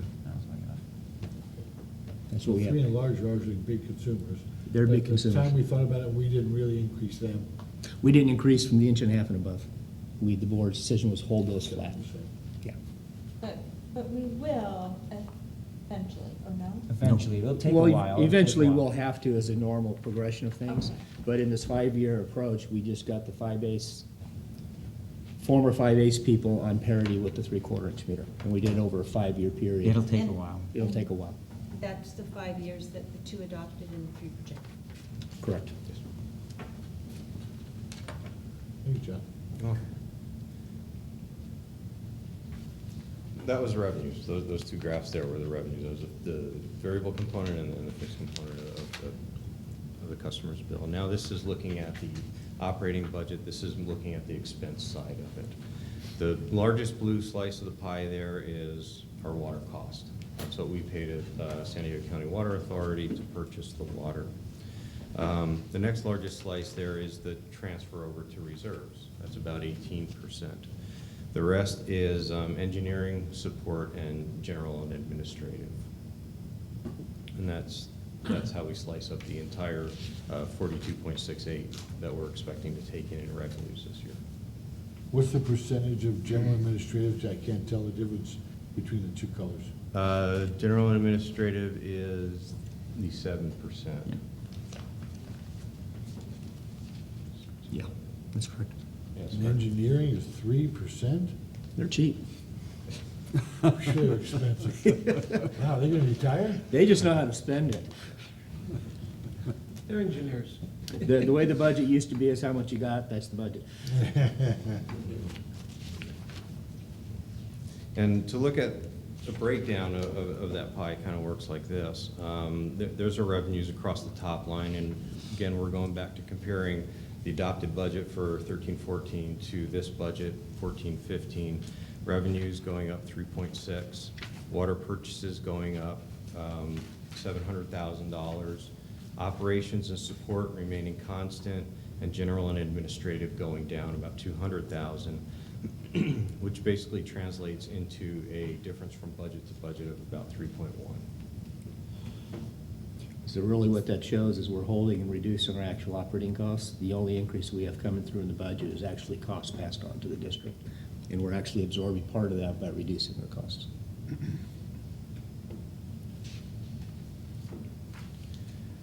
The next section is the wastewater section, or the sewer section. This is what we're planning on taking in sewer service charges. Again, from 08-09 to 13-14, those are actual or projected in the case of 13-14. 14-15 and 15-16 are based on the adopted rates, and then we project from there forward. For the most part, for 14 to 15 and 15 to 16, those adopted rates were $1.54, and the rest of the increase that we're going to potentially realize from this projection is due to growth. And just more sewer connections. Sewer surface charge is that fixed rate that everyone pays regardless if they send a drop to the pipe. Residents. Residents, single-family Residents. residents. And the same with the ready to serve on water. That's That's the fixed fee that they're gonna pay whether they use water or not. Correct. Well, let me ask a question if I have this right. Thank you, Jim. It is in, from 08-09 to 18-19, 10 years, the cost has doubled. Revenue. The revenue has doubled. But that's mostly due to roughly the new residences that have come in at that time now pay revenue. It's not really to our increases. It's a combination. It's a of both. combination of, but Combination of our predominantly, the increases. next 3 years projected as growth. But if you notice the difference, I think it's $1.80 and $1, the difference by year. No, that's millions of written revenue. Well, okay, take that dollar and multiply it times a million. Sorry. And now the expense side of the wastewater budget. Here, our largest one is treatment, which is a third. Well, actually, our replacement to reserve is a little bit larger, it's 35% this year. But our Does our treatment include both treatment plants? Yes. Our treatment includes, yes, it includes Encina, and it includes Meadowlark, and Meadowlark consists of 3 components. It's the treatment plant itself, Lift Station 1, and Mar Reservoir. Under the revenue, where did it show the money that we get for the reclaimed water? On page 21. I'm very interested in what that whole thing does for us or doesn't do for us. Okay. On page 21 of your booklet. Oh, okay. All right, I've got the book involved. Reclaimed water. Yes. If I could just ask one little question before that, it's just on page 17 on the sewer flow, it had in million gallons per day or whatever it was. We had this big drop on 2012 to 2013, and what makes something like that happen? In your graph, on page 17? Constipation. Sorry, Helen, it's an odd question, I know, but. That's projected for fiscal year 13, for the fiscal year that we're in. Okay. And off the top of my head. Why does the sewer flow stop? I don't have a copy of the budget. Yeah. Well, that was last year's. It's not projected. Which one? 2013, 6.48. Page Oh, that- 17. 206 too, we had a drop. Sewer We flow. just- Yeah, that was when we had a lot of conservation, and our waters just, our effluent just dropped. Just dropped off. because of- That was Oh. predominantly the economy and conservation. Yeah, it's a combination of the There's two, a lot of empty recession, houses. economy. That maybe some people have just stopped going. That too. They go to the gym. They go to the gym. No, You know, if it's pea, let it be, if it's brown, flush it down, is that type of thing. I'm Yeah. sorry, it was a silly question, but I hadn't noticed, I put this down. But no, I that didn't was, get it. that was part of the issue, and that was part of the conversation that been had by a lot of people and a lot of agencies. When they had the prior drought, in '93 and then '97, we didn't see a drop in the wastewater side. We saw a drop in the outdoor water consumption. We didn't see it in the wastewater side. This time, when you threw the drought on top of the recession, we saw a drop in the sewer side as well as the water side, which was unusual because we've never seen that before. But what has happened is with the recession diminishing, the flows are coming back up. So we're back at the similar flows of what we were 6.8. before, 6.8 right at 7 million. But we did drop down substantially. Yeah. It's just a phenomena that happened. If you recall in the Water Authority with the consultant that they hired right now when they're looking at the urban water management plan, same as we are, part of the analysis that we're all looking at, and our consultant brought it up as well, is that it wasn't just conservation. This was a financial impact to conservation. So what they're saying is that we're already seeing it. We're already seeing the rebound come back. Not from a conservation standpoint, but from people living in and occupying the homes. So it's a big difference. It's not conservation from drought or use, it's conservation from nobody being in the homes. So we're looking at a rebound on that, so everybody's factoring that in so that it's not an artificial low. And then we suddenly take that as the new norm. Thank you, and I apologize for cutting your question off, but when I flipped the page, I thought, okay, so,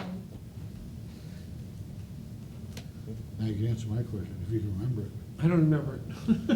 do you remember it, Hal? Reclaimed water. Reclaimed Oh, water. Reclaimed water that's cells. it, yeah. Where are the reclaimed water? It's Page up- 21. Page 21. I remember that part.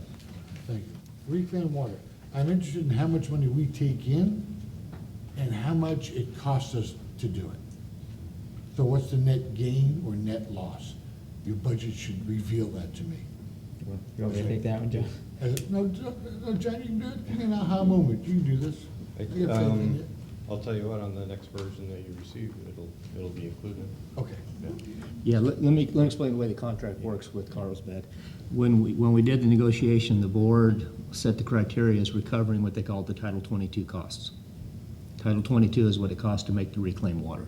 So the filtration, the chlorination, and anything associated with what they call the third level, the tertiary cost of water.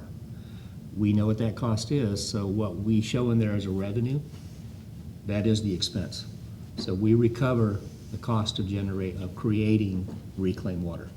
So if it costs us $10 a gallon, we recover $10 a gallon, plus a little bit more for insurance and overhead.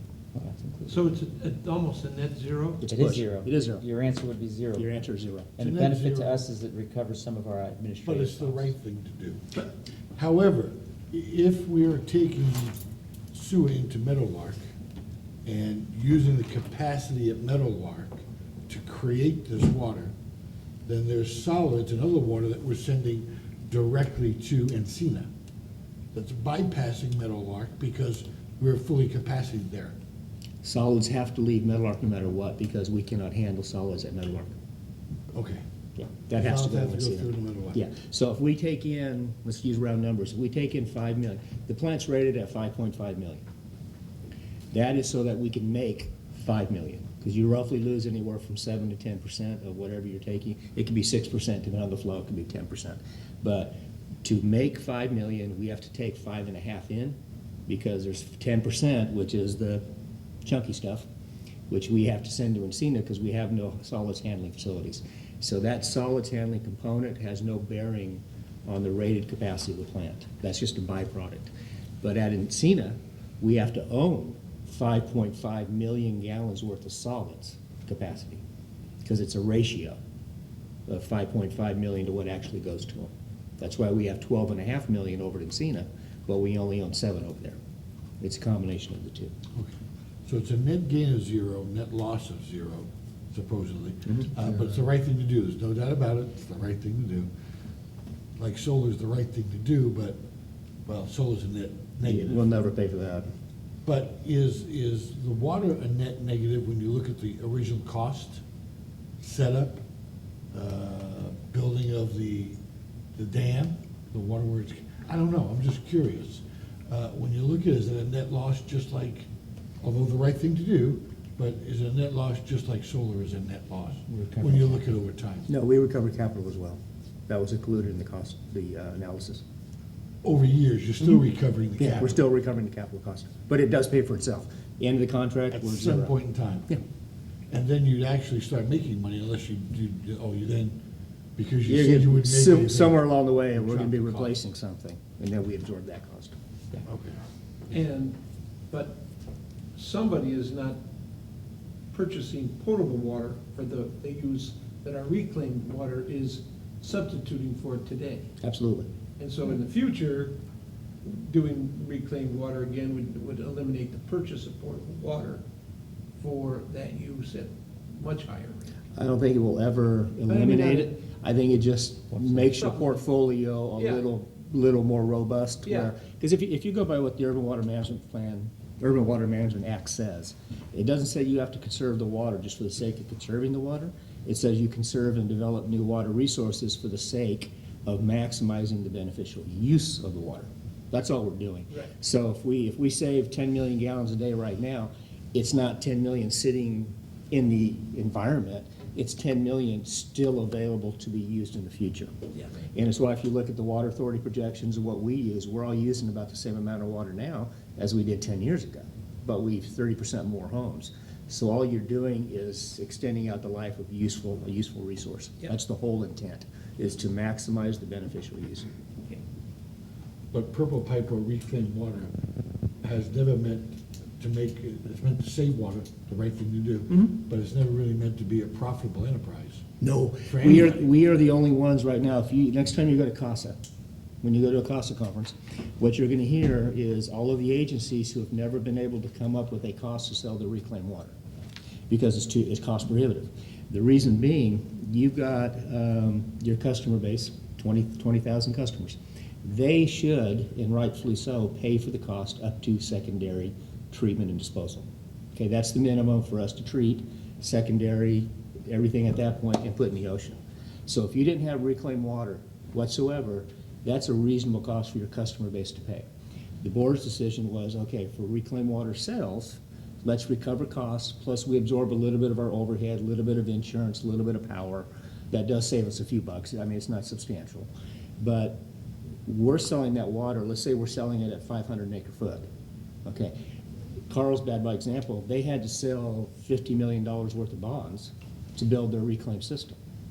Well, if we were selling the water at 95% of import, the way they all bill it, that means they would have to pick up their debt coverage under that 5% difference. Not gonna happen. And how are you gonna go tell this customer that it's a good thing for them to pay 120% of normal costs to use reclaimed water? Not gonna happen.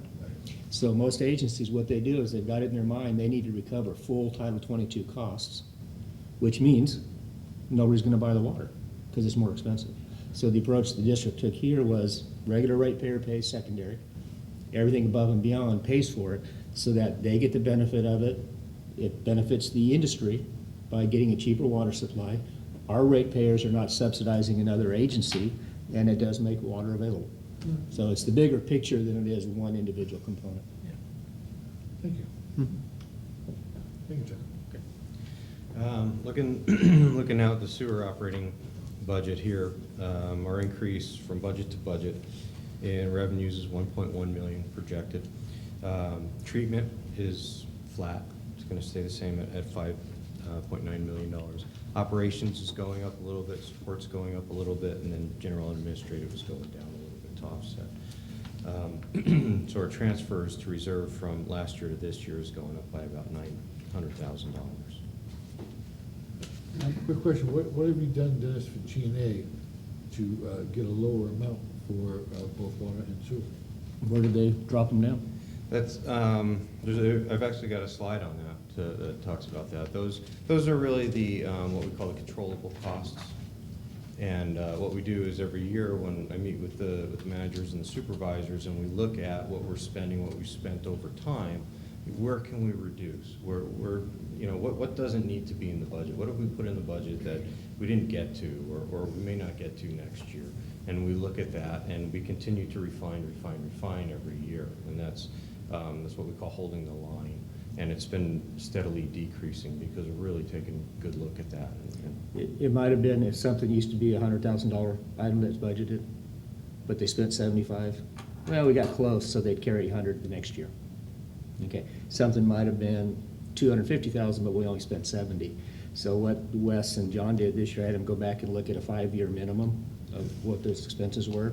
And if they were only hitting an average of 73,000 or 80,000 a year out of a $200,000 expense, then we brought them down to about 90,000. We took that piece out. We didn't want to do the federal component of if you don't spend it, you don't get it again next year.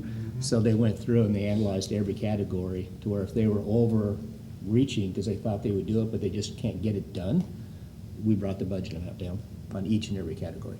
So we look at it pretty closely. And by the same token, operations and support have gone up on both.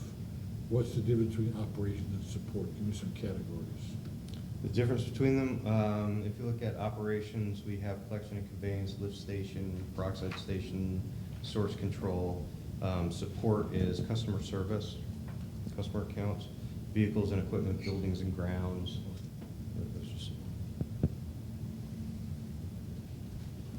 All right. This is looking at treatment, just the treatment component like we talked about before. It's the Encina and the Meadowlark. 0809 through 1213 are actuals, 1314 is our projected, but you can see it's leveled off since the plants come online, since the expansion of the treatment plants come online. Processes started working, and so we're keeping that fairly flat for 12, 13, 13, 14, 14, 15, and even 15, 16. That's what we're looking at there for treatment. When we look at the operating budget, there's basically 4 expenses that make up the majority of the operating expenses. Those happen to be water is the largest, salaries benefits and then treatment. And this is treatment without salaries or benefits. It's just a treatment component there.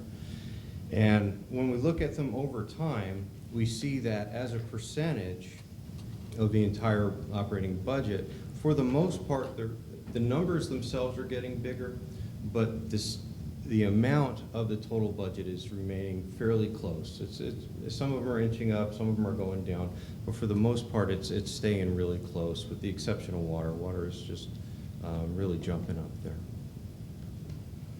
And then if we take water out, since it's the one that's jumping up, and we look at the rest, we see that salaries and benefits from where we are right now, what we're looking for in 14-15, 42.4%, as opposed to last year's budget, 42.9. Benefits are going up a little bit, 24.6 as opposed to 23.8. And the rest of the categories, for the most part, are staying about the same amount of the budget that they historically have been. This is what we were just talking about as far as holding the line. When we look at, although our entire budget is increasing, those controllable costs that Dennis had mentioned are decreasing year after year.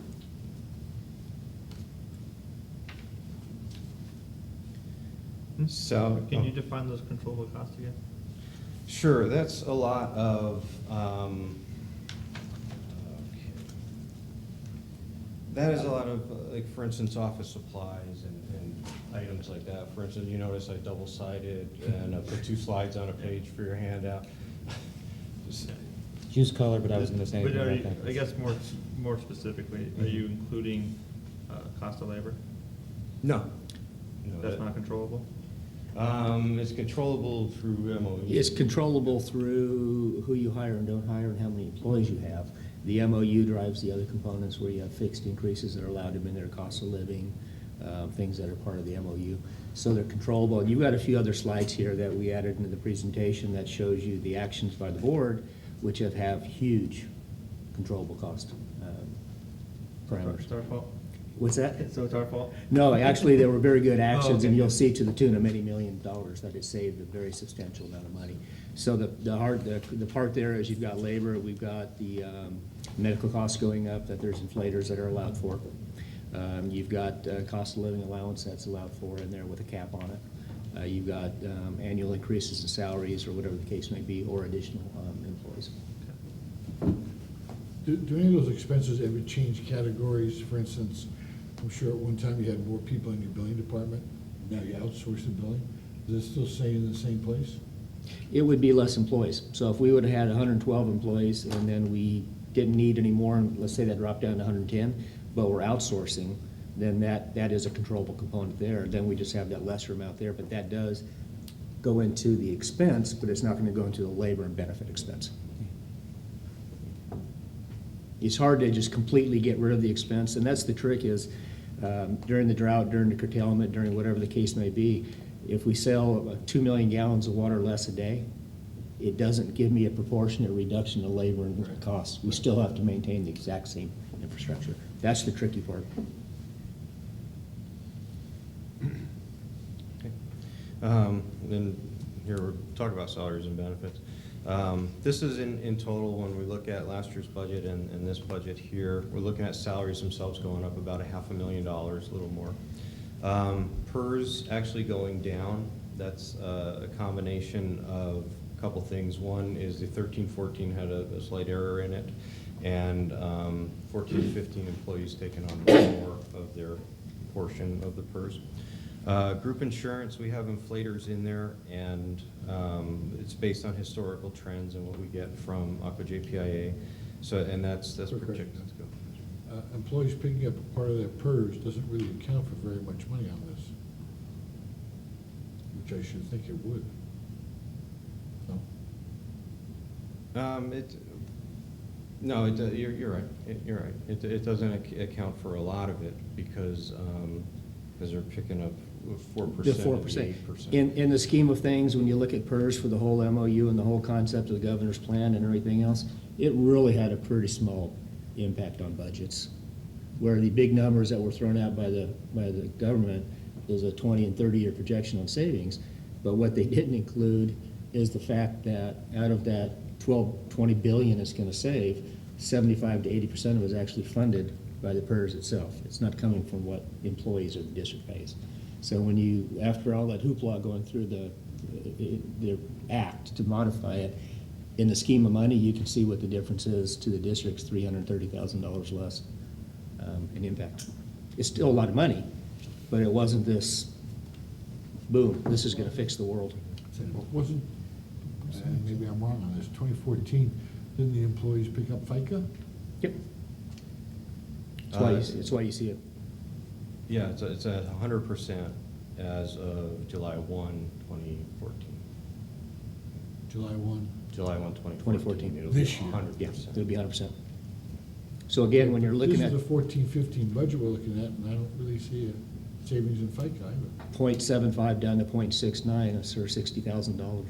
It's still our half. We still have to pay the district tax of it, so. Yeah. So again, in the numbers, when you're looking at the scheme of things overall, they weren't massive numbers. It was more of a perception and the fact that it needs to be done with from a reality standpoint than it is pure savings. And the FICA was phased in over time, too. Yeah. We're just down to that last little bit right now. But you'll see the big savings to the district in about 1 or 2 slides. That's a lot of money to the employees. Yeah, But, yeah, yeah. In the budget of the district, it's a pretty small amount, but to each individual employee, yeah. This is full-time equivalents. 0809 again through 1314. We have the actual and the budgeted side by side. So,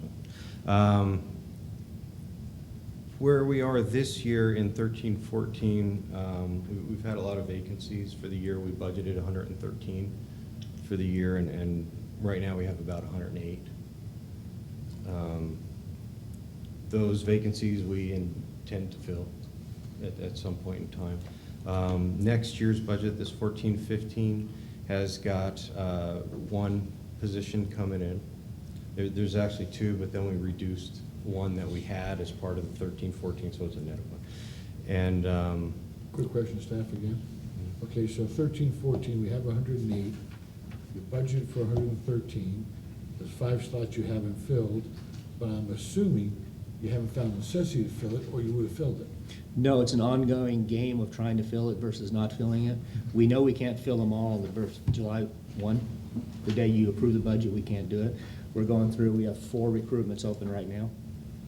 But we know we can only do so many through the year, so we budget some at 3 months, 6 months, and 9 months. So if we were to actually hit what we have in process right now, we'd be at 112.5. But looking at the graph from 08, 09 to today, I see the same thing. We're It's always not- We're always nothing wrong chasing. with that. Yeah, we're always chasing ourselves, because we'll have a vacancy, we backfill. We'll have a vacancy, we backfill. So we're always chasing that number. I don't think we've been at quote-unquote 100% employment in a decade. 11, 12. Yeah. So, 2011, 2012 you were. okay. I have a question, it's not part of the slide, but it is part of our budget when we have our breakdown of chart of organizational chart. And I don't know if we've discussed it, or I can't remember. What page? That's page 27 that I'm looking at of the budget.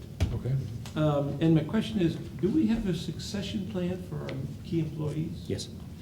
And, because I'm looking over out in the audience, and I know there's a couple of, well, key employees are maybe over I the think top, but, you're giving him too much credit, I think. yeah, but sooner or later, he's gonna leave. Are you meaning senior employees?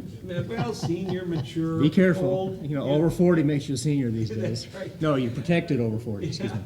but, and I know, and within that succession plan, is that just we are identified in the case of our Yeah. engineer, he's gone, We have two things. We have a 5-year succession plan, and we Yes. have a 5-year staffing plan. So the succession plan kind of triggers off the staffing plan of who we need when we need them. With James and Ed, who are in the audience here, you may recall, we knew Ken was retiring, and we went through the interview process 2+ years ago. We could find great engineers, we could find great operators, but we couldn't find both.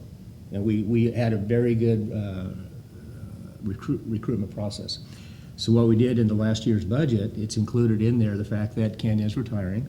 It included that Rich Arndt retired and all the other people you've seen in the last 2 years. So we had James and Ed, they were both worked out of class for a 2-year period. We didn't backfill the vacant positions. When Rich Arndt retired, we kept them vacant, but we moved Ken up out of district engineer position to director of engineering and operations, but we didn't backfill his job. Right. So James and Ken James and Ed, in the last budget, they were actually included in there in those 2 separate positions as the district engineer and the engineering operations manager. When Ken retires, I will not backfill Ken's position. That was perfect. For budgetary reasons, that's what I remember. Yep. So what it is, we didn't end up with a net difference in You're employees. getting rid of that huge salary. We just got rid of the huge salary and we brought in two underlings. Yeah. Now, the other thing, Dead weight, I would say. It would- yeah. Now, the other part that we're doing in engineering, you may recall Cheryl retired. Yes. And that we had 2 development engineers that we didn't backfill because there's no development. Right. So right now, as part of this whole reorganization, is a capital facilities engineer and development engineer that still ends up in no net increase of employees, but it still does the same coverage of what we're trying to do. So the succession plan allows for that, plus the staffing plan allows for that. Thank you very much. I'm also assuming that now as we grow, we're larger now, is that you actually need to, instead of, especially when you're, someone like Ken is retiring, you can't replace his. Oh, absolutely not. So you need 2. We need 2 to replace him. Yeah. A little pump up at the end, Yeah. at the end of beating up. At half the cost. At half the cost. It's a no net change. No, okay. All right, thank you very much. Thank you. Okay. Here's our salaries. This is, again, along the same lines, budgeted and projected and then actual. Really, the big thing to notice here is that if we look along the actual line, we see that for the most part, it's been relatively flat. It's 7.5, 7.5, 7.5, and then 7.8 is what we're projecting for the end of this year here. We always budget a little bit more because we expect to be fully staffed. Here's our employee benefits chart, and we can see the year that we're looking at is 14-15, which is kind of in the middle there. And really what's going up is the insurance. The FICA, as we mentioned before, is going down slightly, and then it'll pick back up as we add more employees. And when you look out at 14-15 through 18-19, this is assuming being fully staffed too. Okay, a question again, okay, on the PERS side of it, again, the employees are now picking up half. I don't see a huge dip anywhere on that chart from 08 and 09 to today to show that half of that expense, the employees are now. Just to clarify, it's a portion of the expense. So the biggest expense is the employer designated expense. And then there's an employee designated expense, that's 8% of salaries, that 8% never Right. changes. This includes both. So the employer portion is up to like 16, what are we up to? I don't know, So this 16. is now 20 instead of 24. Correct. Yeah, it's not half. Okay. See, it's not actually half of the debt, and that's what everybody thought, is you're reducing your PERS liability in half. Right, it's not. It's not even close. And in insurance, we have a cap on it. We made some assumptions and projections based upon what's already in there. The MOU goes through 15-16, so what could happen after 15-16 into 16-17, those next 3 years, It's a guess. it's a guess. That's yet to come in negotiations. And what is the other? Workers' comp. Most of it is workers'. Mostly. Long-term disability, short-term. And workers' comp, what does that cost? And I know they have different categories. Yeah. But I know they also try to get office workers who walk through the yard as construction guys. What do we pay, out of curiosity? Do you know? What's our most expensive? I want to look at the graph, 'cause it's most of it's It expense. varies every year, Director Martin. If you may recall, if we manage to pull it off again this year, we'll actually get a refund, because our cost is based upon actual debt because we go through Aqua JPIA, which is self-funded. Right. John's So got it. he's probably got the actual number. And page 25 of your book, has got the workers' comp line on it. 425. 390,000. It's under the benefits, it's the fourth. Workman's comp. Jeez, I guess I should just shut up. Okay, that's from total benefits. I just didn't know what individual rates were, which is not important. So, It's a pretty good rate because of going through the Aqua JPIA, and again, they fund it, and you got the mod. I think we actually have something we brought to you a month or two ago. We got a reduced rate because of modified, so. did we get a refund from the JPIA last year? Because I know there's quite a few places No, did. not this We time. didn't get one last week? This 2.8 million that they just did out, we didn't get any chunk of that 2.8. The previous year we did. Yeah. Yeah, Steve, last. 6, 7 point Which there something. again just shows you paid the right amount. 'Cause Yeah, you if you didn't get a only refund, you back paid the if right were amount. paid. Yeah. Yeah. So, good job, Tom. Got a question? John. Yes. We got $2.5 million worth of insurance and 113 employees. That's $22,000 an employee for insurance. Yeah, that sounds right. Yeah. Yeah. That sounds right. It's 1,500 a month. I'm living Do you know what yours is? Yeah. Yeah, thank you. Well, the only thing I'd say is we know that the projected rates are allowed, I don't know if you had the same allowance in there, John, or what the MOU had. Yeah, I think he just projected through what we had in the MOU, but what the MOU says, okay, here's the cap we pay now, and if it costs above and beyond it, they I think pay. I'm the cheapest at like 700, and people with families pay 2,800. Yeah. The next one is, the next slide is you'll see where the savings have come to the district substantially. Yeah, let me go back. I was here when we got this, and I hate to say it, but I was the negotiator for the employees back when we got it. I was the negotiator for the board when we took it away. So I guess that's poetic justice in one way or the other. But if you go back, if you go back to other post-employment benefits, that was a benefit that was provided a long time ago, back when medical, dental, all those costs were cheap and reasonable. It was an easy benefit to give to the employees through retirement. You can see what they were doing. Because of the tracking on OPEB, and what we had to do is you have to have an actuarial study done. So we had it in 2009. Is that what we're talking about, just strictly OPEB? OPEB, this is Okay. strictly OPEB. I'll let Tom explain the PERS one afterwards, I get confused very quickly. I'll probably get this wrong, but you can get the gist of it by the scale. If you follow the blue graph, that's what we would have been paying on an annual OPEB cost. So when the board entered into the new MOU with the employees, And funded the trust. what's that? And funded. And funded trust. With the employees, we had a 2011 prediction as well. That's the red line that you saw where it came down.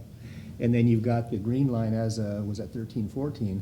That's when we entered into the new MOU. And what the MOU said was, okay, any existing employees that are here, you had to qualify over an extended period, no longer 5 at 50. I think it went up to 10 years for existing, maybe 15, I can't remember exactly.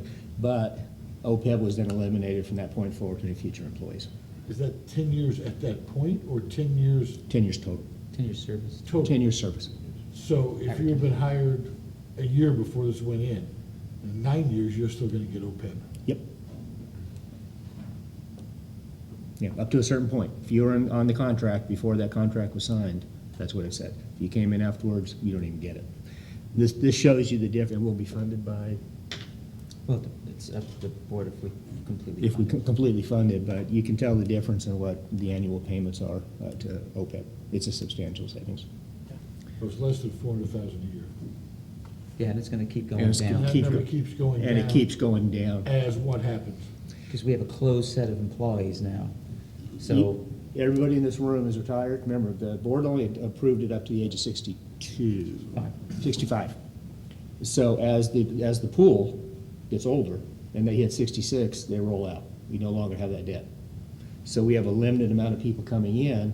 It will be And this is health benefits? yes, other post-employment benefits, health benefits. So as everybody hits 65 at some point down the road, this cost disappears in its entirety. That's why it will continue to decrease. And it just goes away eventually. So you've got But there are people still coming into this pool all the time. No, it's a closed pool. We got only the But I'm saying, existing they employees. haven't gotten their 10 years in, but they will have their 10 Right. years in. The existing- theoretically. theoretically, at some Yeah. point in time. And yeah, but if you look at the Mortality rate. I'd say, what were we talking about yesterday, the people are generational differences in Yes. people. Yes. Younger people, and there's nobody in this room, because that qualifies at under 25, I think. Their longevity of jobs is 3 to 5 years. Yeah. Now, with us, it will probably be longer, but even then, if it's somebody new coming in the door, they don't get the benefit anyway. So it's one of those things we looked at, the odds of how many of these people actually stay to be fully vested. Probably, so that green number is probably gonna drop off pretty precipitously after a few more years. That's the theory. Okay. Next, please. Thank you. Will Tom explain this one? It's only got 2 lines, but I get confused. We just drew 2 arbitrary lines and no, we, As long as there's a nexus there, it's okay. well, I'm gonna, let me Yeah, just right. give you the bottom line first, and There you then, go. instead of building up to it. Exactly. We basically paid off a loan, if you wanna look at it that way, that PERS had in their calculation of our annual expense. And this loan was called a side fund. Side fund occurred when, in 2003, when PERS said, you know, instead of doing all these different actuarial studies for the 300 so employers that are out there, we're gonna group these employers by their benefit formula. So, if you have under 100 employees. So if you had under 100 employees and you were 3 at 60 was your benefit formula, boom, you got grouped into a pool, and there was one actuarial calculation. If you were 2 at 50, you grouped into one pool. So there's always different, now there's like 7 different pools compared to 300 different employers. There was an inequity there, because before we were doing individual actuarial studies, and some of us were super funded, some of us were way underfunded, and then they grouped us into one pool. And it's like, wait a second, if I'm super funded, I shouldn't be paying the same amount that some other agency is paying that's way underfunded. So they established these side funds. Some of them were negative, some of them were positive to get some equity going. Ours was negative, so we had to pay in to the pool. It was kind of like, I don't want to say hidden, but it's in their actuarial calculation, and their assumption was 7.75%.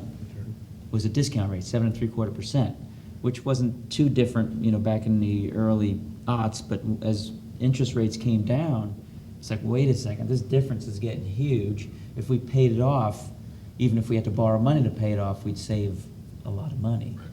So this graph you're seeing here says, well, what we'd have paid in interest if we didn't pay it off? And then what would we pay in interest on a loan to pay it off? And so that's the 2 differences. What we actually ended up doing was just using reserves to pay it off. We didn't even get a loan, but we put it in here just to show you what the difference You would know, be. we were getting 0.5 interest on money in the bank, and we were paying them back 7.75 interest. Yeah. It didn't make any sense. I think it was 3 years ago whenever we did that. Well, It was just to pay it off and get it off the books. So again, this That's is, done, that's over with. That's over. this is done. This is one of the things that, The you savings ask how are into we're the controlling our future. cost. This is one of the things we did to help control our costs. And I know there's a lot of agencies that are really in trouble with this, Oh, yeah. big trouble. Big with trouble. this. Big Like trouble. MWD. A lot of them. They've got some huge, OPEB for them. That's their OPEB. Their That's their OPEB is trouble. just massive. The trick with their OPEB is it's for life.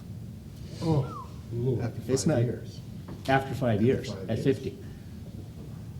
And it includes a lot of other people on the OPEB part of it. That was the other thing we did on the OPEB. We took the, you got rid of the dog, the cat, and the parakeet, and so we only did the neighbors now. But it covered everything, but yeah, MET is for life, not to And they 65. still haven't changed that. No. That is just well, amazing. it's because they're all old.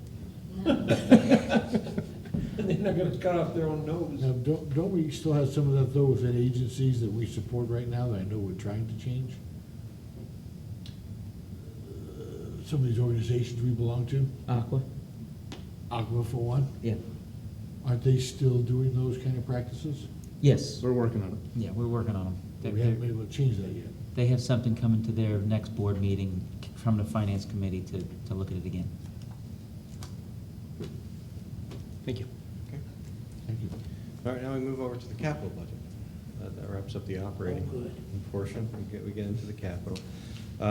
Once again, that change between fiscal years, our carryover projects, that's the top line.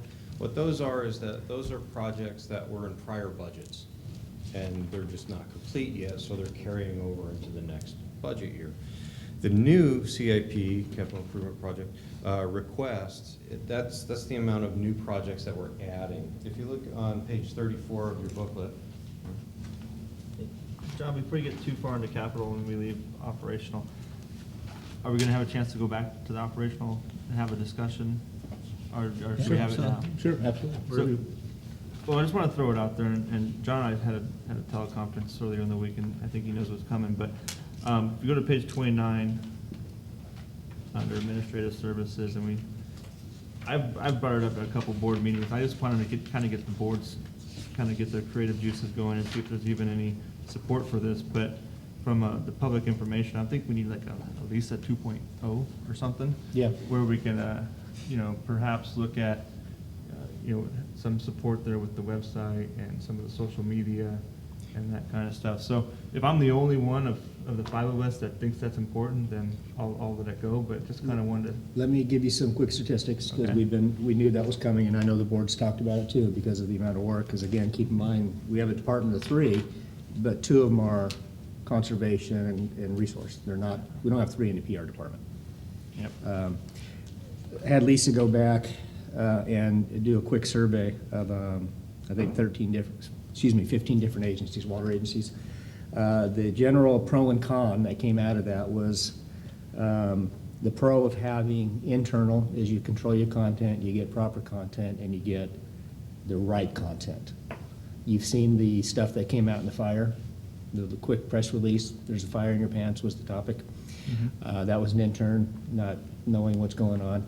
The pro is you control it, the con is it costs money. That's the bottom line. Of the 15 agencies that Lisa surveyed, they do the web control on staff. They don't have it outside. Some use webmaster, same as we do, to physically change the site, the program. All 15 of them do? Yeah. Internal? Yeah. Water Authority has 2 on staff that are purely update to the website. The others, it's a combination of their staff that does it. They have a goal, some of them have a goal of once a month, some have once a week, and others have it when they can catch it. It depends on the agency. If you're Waima, there's not a whole lot to update. No disrespect to Waima, there's just not a whole lot to update. If you're the Water Authority, you've got a lot of stuff going. We happen to be amongst all the agencies, probably a little more active than most. We still got growth, we've got water, wastewater, and reclamation. So we have a lot more.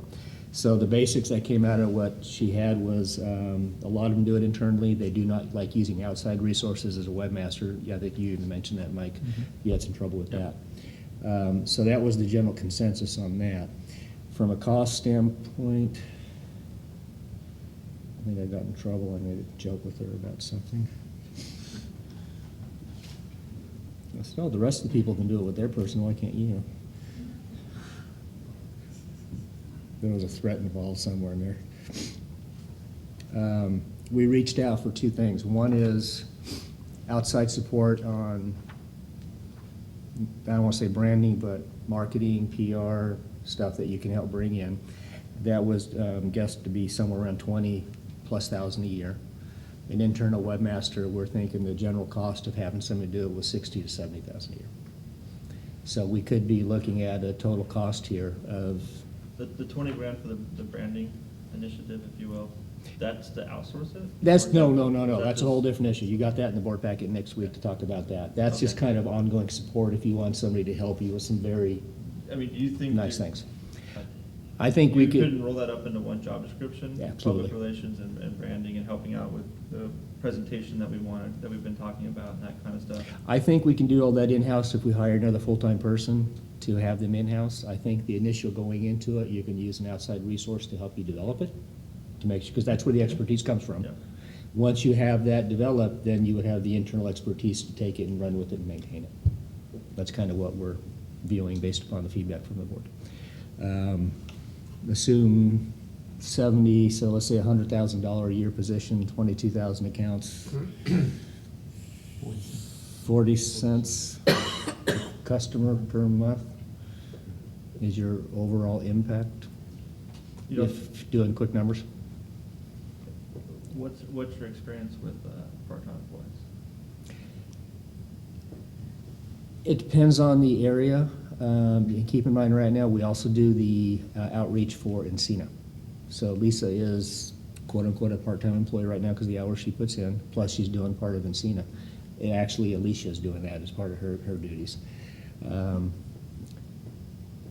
If the board is going to go down that path of wanting continual updates, wanting the continual brand, and I don't know that brand is the right word for what we're after as much as it is consistency and message. It's pretty hard to brand us. Yeah, I think it's just messaging. really. Yeah, it's messaging. I don't think it's branding. I think awareness. that's the word, and awareness. Could we do it with the part-time person? Having two people that are part-time, I'd probably be better off to hire full-time and keep the other part-time, and maybe rearrange internal duties a little bit. Is it a burden as far as the budget and the value that we would get out of it? No, I think we'd probably get more value out of it than the impact to the budget is, to be perfectly honest. And what it would do is, again, I don't want to say we maintain, I think we've got a very good website. I think it's an issue of just how much do you want to put into it and have it updated on a continual, regular basis. Is once a week enough? Is, No, I mean, it's gonna be case by case. I mean, you take last week with the fires, I thought there was a really huge community benefit from the city of San Marcos. They were on the Twitter almost 24 hours a day. I don't know if we need to be like that necessarily, and we did a great job. I thought the communication with regards to the EOC on Twitter was good, but, you know, there might have been even a little bit more of an opportunity to let our customers know kind of what was taking place, how it was impacting them. I mean, the reports that you were giving to us as just a regular water customer, I had no idea. I was telling people at work, I can't believe all this stuff that's going on behind the scenes, so our water just keeps flowing, and nobody even could imagine, you know. I mean, it's When you incredible. talk about that. you know what, I was going to turn it off for a day and say Jim told me to, but Yeah. I didn't Lame think deal. that would be a good Nobody idea. cares. And you're right, there is a lot, to answer your question directly, if we brought a full-time person in, will we keep them busy? Absolutely. That I have no And doubt. not to Let get. me weigh in on this for a little bit, because I kind of agree with Mike. As much as I don't like it, Facebook, Twitter, all those things, it's the wave of the future. It has to be done. And as much as I don't like to micromanage, and I certainly would not, or wouldn't even attempt to, the amount of people you show here in the department's really not true, because, as you just said, Lisa's loaned out at least, or whatever the agreement is, with at least two other organizations, I understand. She's helping Waima and Encina. Yeah, so I mean, so that's not really a full-time position, it's half-time with us. I don't know. Half of a halftime. I don't know the hours, and it's not my business, but I think we do need someone to stay on top of it. If you're gonna have one out there, then you gotta do it right. Yeah, what, And that takes a part-time person, 4 hours a day, I don't know. As far as the fire is concerned, that wasn't our providence, we should have nothing to do with that. That's the city's problem in the county, they do fire, we do water, and we do sewer. So if the sewer backs up, then we can tweet. But I do think we need to do a lot more as far as having the website work and be interactive. Yeah, And that what- requires a. what I would do is, what I'm hearing from the board, if you all agree, what I'd do is have John bring back in the next version of this and include that position with the value, then you can see the impact of the budget. I think that'd be If that's the board's preference, that, I think at least a half-time position, for sure. we'll look at both. A good thing to look at, see how it can, yeah. And the numbers below the organization 2-1, is that 2 full, 1 half, part-time? Can't remember what the numbers are. On this page How many? 29. Page you have- 29, You have numbers. in- reports. I didn't know that's what it meant. Under public information, 2-1, 2 reports. 2 reports. mine says 2-1. Yep, Yeah, two needs reports, people one report to supervisor. one. 2 people report to 1. 2 people report to 1 person. Yeah, what we do is So we try total that. of 3. Yeah, Okay. 3 total, but 2 report to 1. But of that 1 that they report to, she's not really a 1. Well, it's even. Sorry, Elise. She's a 2/3 of a person. Yeah, okay. Right, because So- she is on loan at times. Yeah. All right. And we get remuneration for that, I assume. Oh, yeah. Yeah, Yeah, we get, absolutely. yeah, we get paid back. We'll go through in the budget, we're gonna see where they actually. Absolutely, yeah. Write us a check. They do pay us for that money, for that time. I don't think we budgeted for it, it's just a wash. It's so just a wash. It's It's just a salary and they recovery pay cost. us their recovery costs. All right, I don't know. exactly. What we'll do is if the board, if that's the board's pleasure, when we bring back the next budget, Oh, it is in, that's right, John does have it in Yeah. recovery, yeah, it's in the budget. All right, John. Dennis, would we be overstepping our bounds and getting too much into the weeds to see a draft job description of what that would look like? We They could, gotta figure it out. we gotta figure it out, but we're just gonna steal one from some other agency. Okay. Yeah. Can we see one? Sure. So, if I may, Certainly. I just want to clarify, Dan, it was included in the budget, in the employees, was there room for this? When you were estimating how many employees we're We- adding, this is not part of it? We'd be adding It's one not in more. this track. So we would be adding one more? Yes. Okay, and then, as a board, we'll have an opportunity fairly quickly, I hope, to have another session where we can talk about what exactly it is we want them to do in full and part-time? I mean, that's not gonna be part of this discussion, nor accepting a budget with an additional employee. I think but what we we'll haven't show you is that defined these are the anything. duties that this position would normally do, which is to be taking care of the web posting, doing updates, doing the press releases, Okay, doing all well, that stuff let me that goes with rephrase it. it then. I guess what I'm really asking is, will we soon be having a joint workshop where we can all discuss what this messaging is we want to accomplish with this individual? Because I think there is some confusion amongst, the five of us on what we're all expecting. So we're all saying, yay, we need another person. I just don't feel like our board, our Yep. staff has even come together on what that would be. At Wednesday's board meeting in the packet, you have the item in there that identifies the cost of what branding would cost, how we can approach it, and what the board can tell us.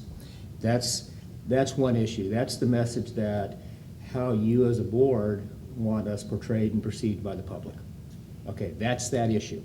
No matter if we hire another Lisa, 3/4 of her or 1.5 of her, that's an on-staff person that's gonna take that separate process and now move it forward. Okay. All this branding expert's gonna do, and it's anywhere, I think, I said from a $15,000 to $100,000 effort. We don't need the $100,000 effort. We're somewhere on the lower end of it. You need the professional to say, here's the appearance, here's what you have, here's your message. Once we have those guidelines, then we take it and we do it and we maintain it. So whoever's in that department is going to take that message from that point forward on web postings, on presentations, on whatever the case may be. If there's a certain way the board wants to see things, that's what's gonna come out of talking to that expert. They're gonna see what you wanna see. That's a totally separate question. Even if the board wants to consider this other one, I think it's gonna be a generic job description that says they're gonna take care of the web, they're gonna do the posting, they're gonna take care of all of our PR, press releases, update Twitter, develop Facebook, more than we already have. That's just normal PR stuff. It really is. In that job description, I'd also be curious to see, given that salary range that you're looking at, what the previous experience requirements are gonna be, skills, and that. So, when you're hiring somebody to manage a website, if they've obviously been doing it for 10 years, they can go, you can do it really quickly if you know what you're doing. Yeah. So much more efficiently. Yeah, we're not gonna want somebody that has no experience doing it. We're gonna be looking for But yeah, somebody I that mean, can if you can step in kind and do it. of, when you're looking to. I think the get this- overall conversation is, we want to look at it from 10,000 feet. You deal I'll with deal what with you the gotta details deal of it, with. yeah. Because the other option is Lisa could become a full-timer again and get rid of the rest. I mean, I don't know her qualifications, so I'm just saying, that's your decision Yeah. to make. We'll give you a general, and what we can do is we can bring the budget forward to you, and you can say, here's what it is. You're not gonna see a blip in the budget. Right. I can tell you that I right just now. think what I'm hearing from Mike and I and other people probably is we just want this website to be the best out there, Sure, whatever that takes. you bet. Mr. Hernandez? But I do agree with Director Evans that I think we should put together a workshop or something to discuss this more thoroughly once we get the two general items out of the way, one put in the budget, one whatever the You'll- job you'll be description is, talking about that so that we Wednesday. can all get together and just see what the consensus is of how we That's, want to get there. that's on the agenda for Wednesday. We have an That's on the agenda for item Wednesday, that discussion? Mhm. Well, you can get into that discussion from Yeah. where we're at on the agenda, yes. Yeah, that's item two Okay, well, point, yeah, if it More gets- so than on this agenda. Yeah, all right, it's well, item 2.5 or 2.6 on the agenda for okay, Wednesday. well, we'll see where Right. that goes. Yeah, Right. All right. but that's what that is to give that direction, to bring somebody into your workshop and see what it is you guys want. Okay. Your staff is as good as they can do it, that's just not what they do. Okay. Yeah. And I got a quick question. Judging this has only taken 2 hours and 15 minutes, how much longer do you think, or should we take a break for 5 minutes? We've only got the capital section to go through. one slide on the reserves and then just our next steps. I don't know. Okay, anticipate let's too power much through. If you want to, it's your pleasure, if you want to take a break. No, I just want to think. You want a break, Brett? I'm ready. 5 minutes? 5 minutes. Okay. Good. I have to pee on revenues. Your surplus is greater than your expenditure? Yeah, that's right. The big meters are actually small meters don't cost as much.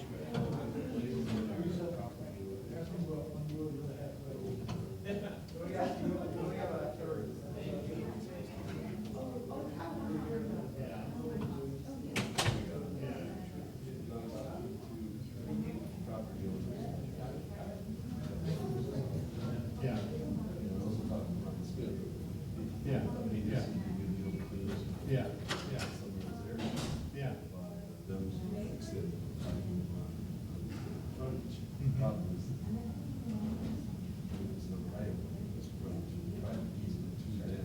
Okay. Yeah, yeah.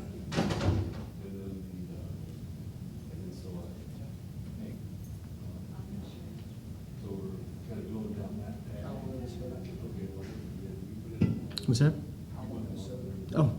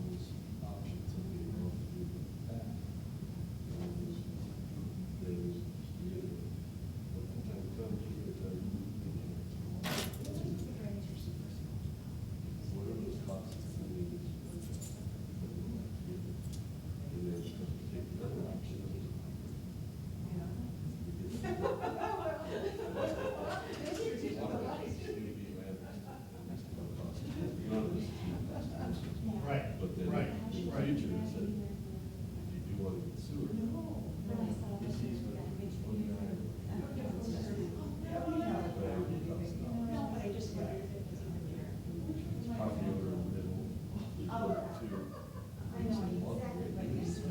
Right, right.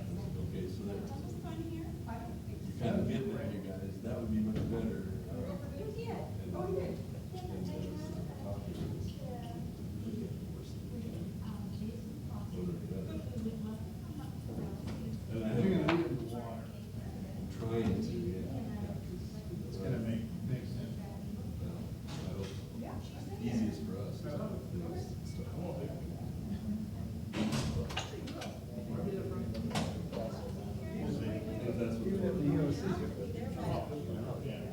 Because I was sitting there, for instance,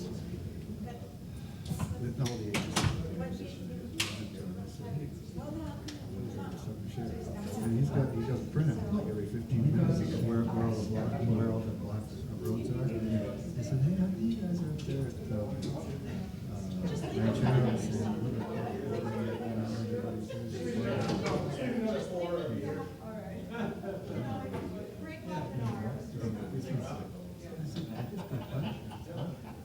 no,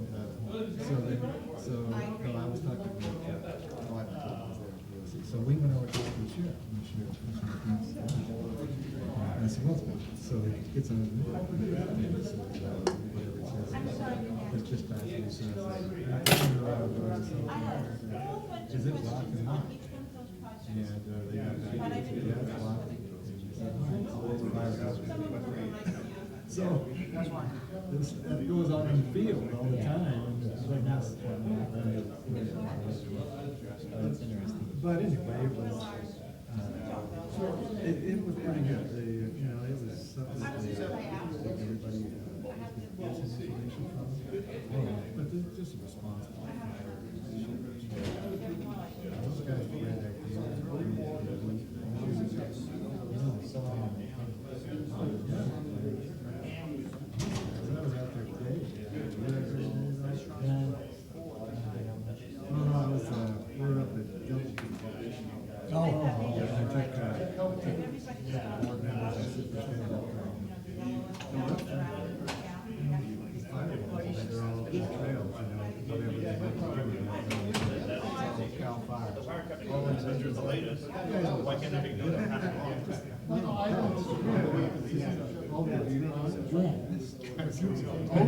Oh, yeah. You gotta see the women that we do our work. Anderson and. They're just as tough, let me tell I'm you. like, Yeah. orange jumpsuits. Yeah, they're just as tough. When they cut all the tules on the face, down the dam face, you know, near the water. Big time. We actually have a little road, you can drive down there with the I'll truck. stand in front here and take all the Fire fires. captain who runs them. I mean, same thing. No, you gotta pick them up and haul them. No, I know, it's do you wanna be in that position? Oh, yeah, he says they gotta carry brush and get rid of I any don't think fires. we want Don't it. take a truck there. Unless it's something you can do. Cut them and haul that stuff. And them some, I'll tell you what happened. Thank you. Russell comes up, probably 2 weeks ago, and they had, they're spreading the fertilizer up front, the mulch. And so I was going somewhere, at a meeting, and I pulled out. And I drive Good off. connection. And it was like 3 days later, Russell comes up, well, he says, hey, remember the other day when we left and all the lady prisoners were out there and we drove off? I said, yeah. He says, this one comes over and he says, that's the kind of car Oh, thank you. I take, basically. No, tonight I would, after He work. says, some of them were in there for grand Just for theft auto. tonight would He be said it was very pretty nice. funny. Thank you very She goes, that's the kind of car I want. Diane, if you're going in there, can I get another Diet Coke, please? Oh, my gosh. Can I get another Diet Coke? Thank you. Got it? Okay. It's like she, you know, she's looking in my car thinking, Watching here, how you locked it up. Yeah, it was pretty funny. It was pretty funny. Anyway, I can't do that I to really it. can, I We like can't. Costco, I can't find it. No, Costco. You wanna reschedule? Oh, I don't know. I don't know where they get them. Yeah, we'll just. What are those bars they had, we I did the wouldn't tour? have to take that tour today. Cliff bars? I drove Where do you all buy those? Okay, so, I didn't see them at Vons, I didn't see them at You Costco. know, They were very good. At Costco. if you used to go back where the chicken ranch. oh, was. yeah, that's a whole new subdivision Yes, out there. sir. Yeah, at Costco. They build their own Find where they treatment had plant and it. everything. I looked for it. Yeah. Is it a little detour they said, you know, there's a freaking bridge, you know, where they used to be. Is it a And all the package bars treatment and all that plant? stuff? They're Well, in it's not a there. package, but it's might as well. But the problem is, they're building it for chocolate chip certain was size, awesome. because that's all Thank you they're so seeing. much. Yeah, it's funny, because that day you said, I'll take the chocolate chip to her, and I had one of each, and after I got, yeah, chocolate chip was better than peanut butter. Oh, they are good. Is that Simmons' deal? They're very filling. When the treatment plant, when it fails, who's gonna pick it up? Tell you who's not going. All right, It's a Everybody community ready? services district now. Okay, but is it in our district? No, thank you, John. because we'd have to approve it for once. Okay, so we completed the operating portion of the budget, now we're gonna move over into the capital. The capital is where the really big dollars are. And as I said before, if the capital budget goes up, it just means you're doing more bigger projects. If it goes down, you could be doing more projects or just at a lesser dollar scale. In this case, our carryover projects that were in prior budgets are only increasing by $300,000. What that means is that there's new requests for projects that are ongoing, things come along. And the new capital projects, we've got about almost $24 million worth of those projects. And that is 22 individually identified projects. If you look on page 34 of your booklet, that's that lower section there. Those are the new projects. Got a magnifying Those new glass? projects. Yeah. I'm gonna read that. It's fairly small, but The bottom portion? the Next bottom year- portion, yeah. The bottom The portion. bottom. Next year, you use an extra page, we'll pay for the paper. Yeah, that is one of the more challenging ones to get Yeah. everything. Okay. I do have a question, it's actually one of your old projects, and of course, it's the Encina parallel outfall. And I see it, you know, it keeps extending on, and now we're after 2018. That, as I understand it, is a function of our new development capacity, but is there a threshold that when we hit it, that threshold, we got to really be looking at this thing? We're actually looking at it now, we actually peak. Right now, when we hit a winter month, we are beyond the capacity of our existing outflow. We need the pipe now. Really? Yeah, we need the pipe now. We are looking at the alignments. We're working with City of Carlsbad, City of Vista, and Buena Sanitation District from El Camino Real West. Keep in mind, that's where there's 3 pipelines that go from El Camino West. We own one, Buena owns one, along with Vista.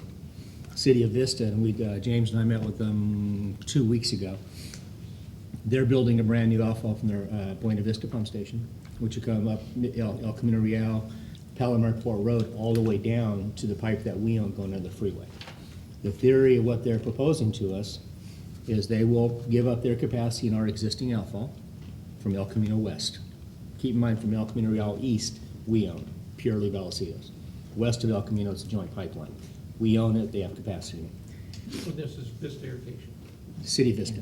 City of Vista. City of Vista. VID is purely water. Oh, that's right.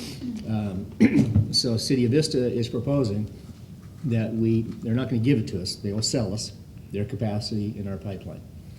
At the same time, they're looking at selling City of Carlsbad their old pipeline, which begins around El Camino Real.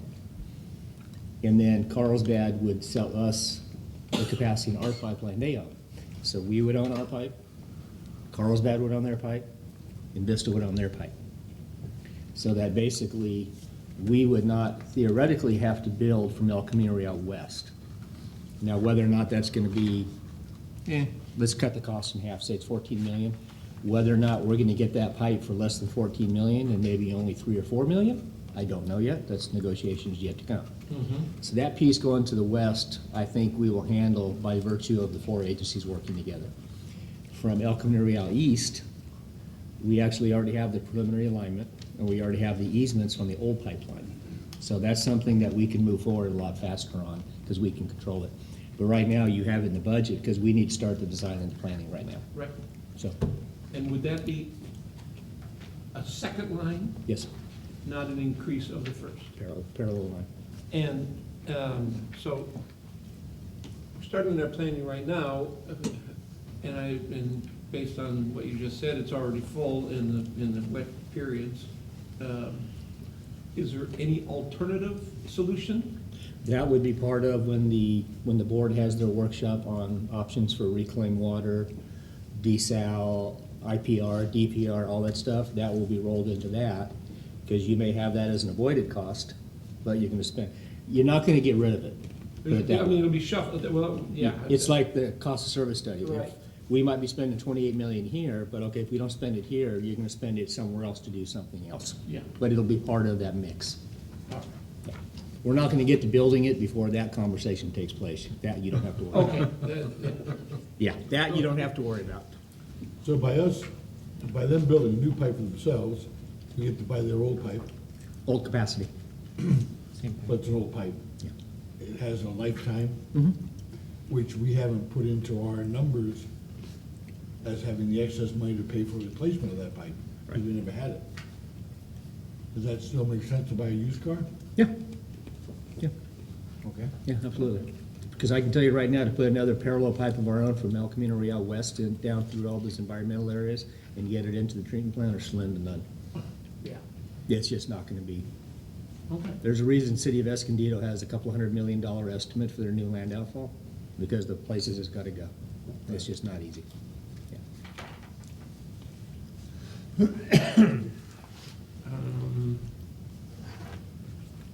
Thank you, John.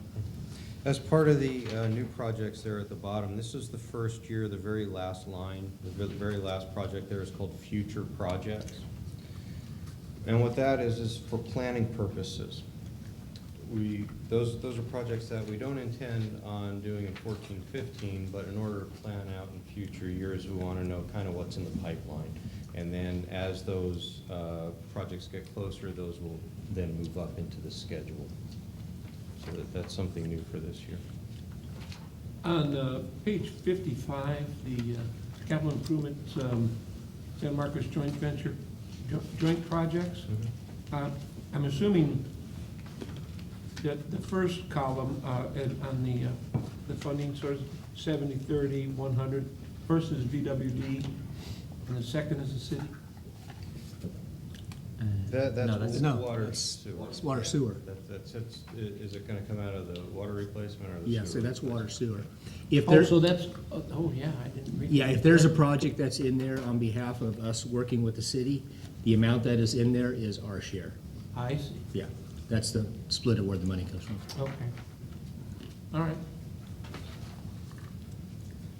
And then as in prior years, each capital project has its own detail page with a timeline and descriptions.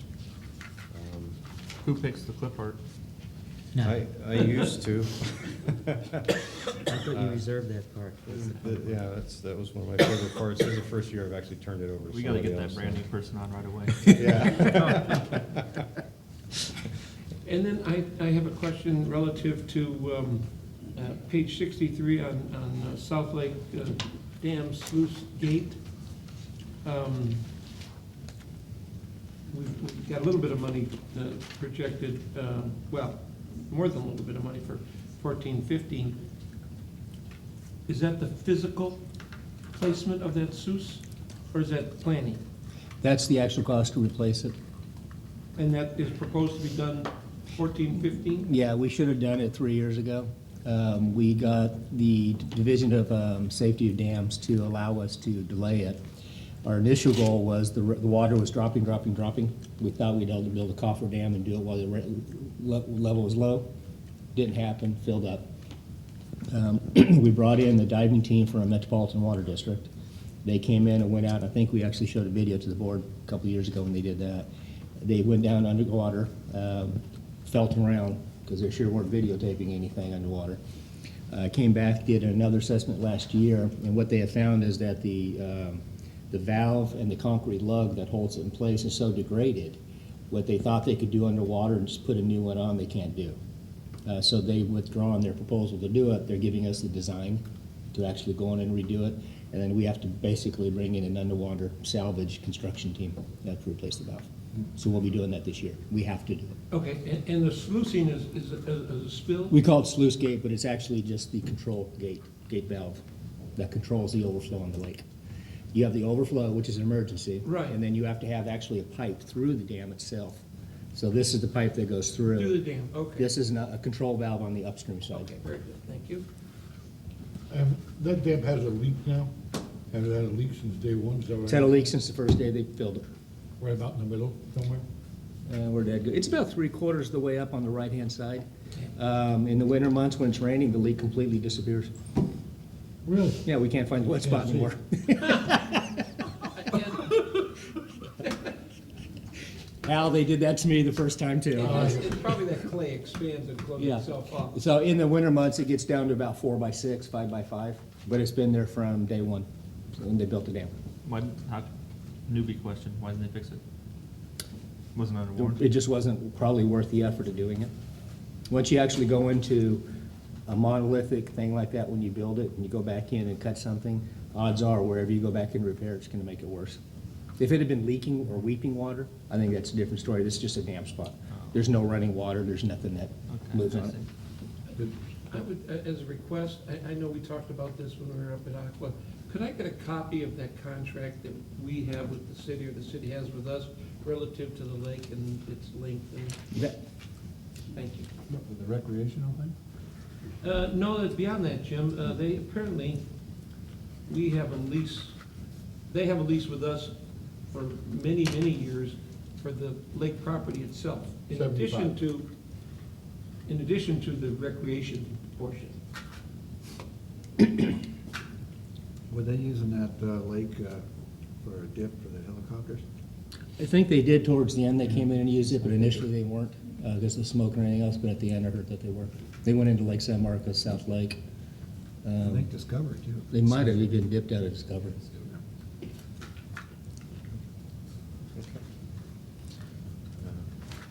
So this is how the capital projects are broken down when we look at growth and replacement. As Tom mentioned earlier, really the water projects themselves, one of his three items, the replacement projects is quite low. It's $5.8 million is what we're looking at there. The capacity is 15 million, and when we add those two together, we've got 20 million, 21 million, whereas when we look at sewer, we're looking at $28 million in replacement by itself. What is, just explain a couple of these projects to me, I'm sure I know them, but I forget. The EWA projects, 16 million? In Encina, they operate as an independent agency and they maintain the treatment plant. So every year at Encina, the same as we do here, we go through a list of capital improvement projects through the MAM, the member agency managers. They're probably running on average 10 to 12 million a year. They're projected out 5 years, so we've got about 60 million. We own a proportionate amount of that based upon our ownership. I think, John, isn't that 16 the next 5 years? Or how many years is that? That is over the. 5. I think Yeah, that's a that's 5-year 5 years. projection. But you gotta realize when it comes from Encina, it doesn't come to us as a capital cost. It comes as a replacement cost down there, which means it's a O&M cost to us. So that's why it comes out of replacement or comes out of that pool. So Director Martin, when you saw that reserve that we have, it looks like 17 or 18 million dollars we're building. Well, we're spending 28 million out of it. So that reserve is really not as robust as you think it is from that standpoint. So that's a culmination of 5 years worth of various projects, of which that's our percentage is 16 million.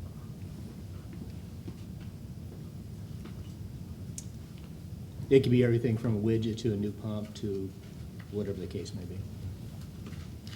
And this is the new request that we have, the new capital projects in the 14-15 budget. And this is in total over the 5 years. These are new requests that just started this year? That would be in the 14-15 budget, which start actually next year, July 1, 2014.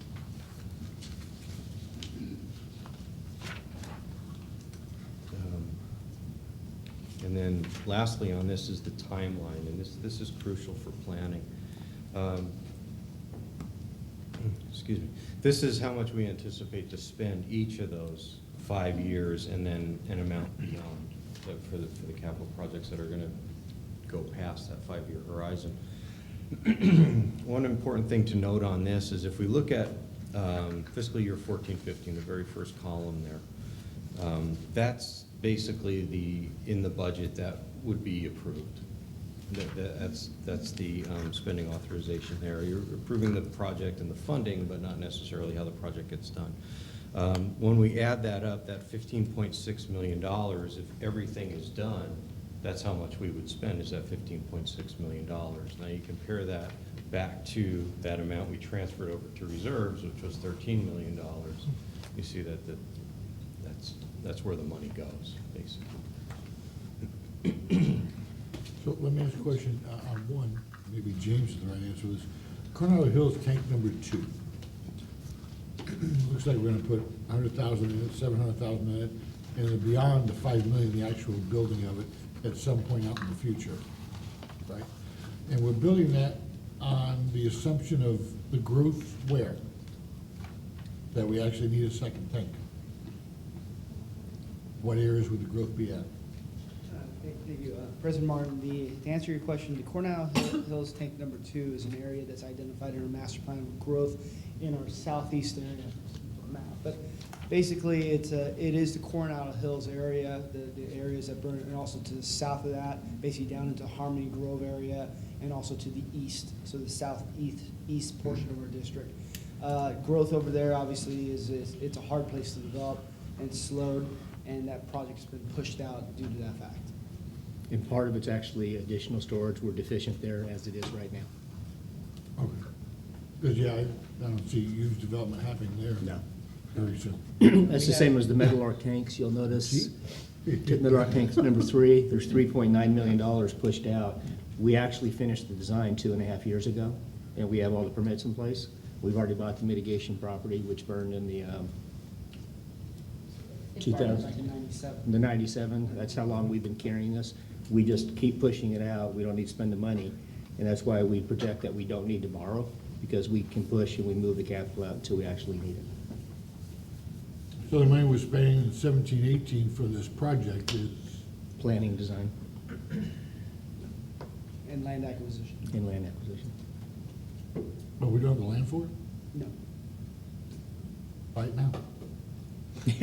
By yourself. Thank you, Jay. Just curious, why do we budget the whole 85 million in 1 year, when it's really spread out over 5 years versus just budgeting 15 million? That's the total you're looking at. It's spread out over years. It is spread out over the years. No, I know, so, and I'm looking at the 2014-15 overall budget of 132. But why, I'm just curious, I understand how the math adds up, but why, if we're doing a 1 year budget, why don't we just, and we're anticipating only spending 15.6, why don't we just have that be part of the budget versus the whole 85? It's an approval process. I always say the budget is not just an estimate of what'll happen, but it's also authorization. So by including that whole 85 million, this board, well, 60 million is already approved, but the additional 22 million that's included at 85, we have authorization. Now we can do our planning and maybe even, contract out for construction, even though it might not be spent in 14, 15. It's authorization to proceed. So is there typically, this, again, newbie question, next year, are we gonna have a new set of $85 million worth of projects that are gonna go out? Same thing through like year this 6 year. and- It could Probably be. about 60 million will be carryover already approved, and you'll have another. We would, if we actually spend the It varies. 15, it would reduce the 85 by down to 70, and if we had any new requests, it would new- come up or go down. Yeah. Oh, interesting. And again, the cost is approval to move forward, because a lot of you can see the planning is multi-year. And how, Yeah, it makes sense. Yeah. It makes sense. And then in your booklet, pages 110 and 111, 110 is the vehicles and equipment that are requested in this budget. And then page 111 is the actual debt service, what we anticipate on spending. At one time, were we anticipating using natural gas? Then anticipation, at one time we discussed it, but I don't know where it's gone. I would have to If defer to anywhere. Director Portal. We talked about that at one point, with there was a joint project that was gonna be considered over at the school district yard. Yeah, just kind of went away. I haven't heard anything about it. I Yeah, can probably there- make a call on it and see where it's going. Yeah, there's been no incentives that I know of to go down that path unless there's a big subsidy. Right. That brings it in to do it. From our standpoint of just going to natural gas, there's no facilities and we don't have the cash to do it. No incentive. No incentive to Right, do it. the subsidies that I know that were available, it had to be accessible to the public, and that was the problem. Oh, okay. So if That was, the last time we spoke about it was jointly with the school district. We were gonna look into it. I think the city might buy a gas station. They do it, make it public, who cares? There's money to be made. Where's Giddings when you need him? Yeah, where's Rick when you need him? I do have just one question on page 110. We have all this, a chunk of money that goes to our information technology. Does that consistently occur with updating all the time? Is that something that will just kind of be in our budgets for forever? I mean, it seems like a lot of money in a way, but I don't know anything about it, so I'm not criticizing, I'm just curious. It ebbs and flows. We get new technology, it's good for a couple of years, and then there's new technology, and it kind of goes up and down a lot like that. And also, can we put one piece of machinery in and replace two? Can we get more efficiencies that way? But this year particular, there's more than there has been in prior years. Yes. And then you're all kind of thinking ahead, like replacement of everything. One of the big items this year, it's a separate line item, is the redoing of this room, plus the EOC and the training rooms and everything else, which is a big chunk. That's part of this dish storage, on page 110? I don't think that's that. I think we No. actually have a capital item that we Yeah, I identified. saw that, a capital Okay. item for the audio. No, I just wondered, I was just looking at what they were, and I just wondered if that's kind of typical. Since I'm really naive on that part of the deal. It does kind of ebb and flow. You've got the annual licenses that you have no matter what. We pay those on an annual basis. It could be upgrades. The new software comes out, we can't fix it on one computer, we've got to do all of them. That's kind of a consistent part Kind of of a business now. consistent thing that we look Okay. at. I've never Thank s- you, that was really, I've never seen it ebb. yeah, that's what I was thinking. No ebbing. No ebbing? I have a question I think I brought up, which I hadn't seen before, so thank you. As I see, we have, under information technology, we have the dashboard software. That's for my new car. Ooh. That's 60 grand. Mhm. And I know we talked about it at some point in time, but I didn't actually know you were going to it, seeing as most of us still can't figure out the iPods. Is that something, I know we've hired the employees for it, because it seems every time we turn around, we have a new IT employee, so unless they're just going through them, that seems to be a growing department. But what is the dashboard, and what are we paying for? Dashboard, the 60,000 is on the high end of what's available out there. And basically, that's where we would aggregate data that you could access, so you could get quick information, consistent information. You especially- meaning staff, you not meaning the general Yeah, public? sorry, Yes. yes. And when, like, bringing in a web person, for instance, that's where this person would go to get things to put on the web. Yeah, we've got two choices, the way to go about it. We're doing the work anyway. We're gonna either do custom programming in-house and through our people to do it, or we're gonna go look at software that's already out there that provides access to us. So we're either gonna develop it, which is not a good way to do it. You don't wanna write your own software and codes, which is not worth the money, or you go look for it. This is kind of like a situational awareness internally for you guys? Yeah. Yeah, Use for what it's external worth, programs. Hal, I'm just gonna be happy to spend 50,000 at my professional life on something very similar, so it's kind of the going rate. Yeah, Can you get a copy of that? I don't think it works that way. Oh, damn. That's 10 the way years we- ago, that's we the way would've just do it at copied the off a office. disk and he would've brought it over. Yeah, Switch and Bob. no problem. I hate to tell you this, but when I first got a computer like 10 years ago, maybe 15 now, I had a kid from San Marcos High School came over. Every program I wanted, he found for free. Oh, yeah. I didn't pay for anything. So now my computer went down.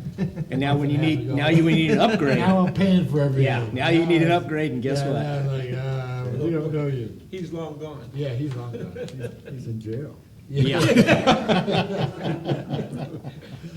Or in the Bahamas. So, I mean, those are things, as we look through this, these are things that staff has included in the budget as a wish list. So as we go through, we look at it and ask a lot of questions about that, which is Very good. something I wasn't reading that much about in the budget. I read the first couple of pages, last couple of pages, and now I'm saying, oh, this, truth is in between those pages somewhere. Yes, sir. And, you know, this is a classic example, you said it was on the high side, but is there, we've authorized this in our budget, we just heard about that. So will there be information coming back to us? Okay, we have now found this program, and it does X, Y, and Z, and it's gonna cost this, that, or the other? Or if it's within this budget range, We do it. you just do it? Yeah, it goes within the purchasing policy, what we already have. Once the board approves the budget's approved. Right. If it's a capital project over X dollars, I go to so many contractors. If it's under some amount, we pre-qualify. If it's over X dollars, the board has to award. But basically, when you authorize the budget, you're telling me to go execute. Yeah, So that's what you're telling me. qualifies it to be on this list? When you, vehicles, obviously, that's obvious, but equipment, what's the dollar amount that puts it onto this list where it's Oh, itemized? everything, Well, This there's a can't be, all- thresh, this there's can't be a, everything. that no, you not authorize. everything, because we There's don't put everything, but a capital threshold of $5,000. Yeah. If it's less than 5,000, it's in the O&M budget. It's an operating budget. Okay, so this, That's a these low are the- these are threshold. the only items that we're gonna buy over $5,000 the course of the year? That's what we're projecting, unless it's an unscheduled replacement. We have we can't anticipate that. Sometimes we'll have an unscheduled replacement, and that comes out of reserves. It's pretty lean. It's good. yeah. So, I know our IT people are overworked. They always are. At least they walk around like they always are. Every department, everywhere. But my question is, so if we get this dashboard, that requires personnel. Someone has to run it, right? No. That's just absorbed. No, well, the dashboard, when it goes in, it's gonna be something that the day it gets populated, well, you have Thomas. You've met Thomas, he's the new IT guy. But you have to populate, put all the data into it. Yes. Someone gotta do that. Usually it auto collects. It auto collects. You're gonna program, consider it a flat file. It says A1, B1, B2. So when this one comes in, what it says is go get the information from A1. And it just goes to that program and pulls it in.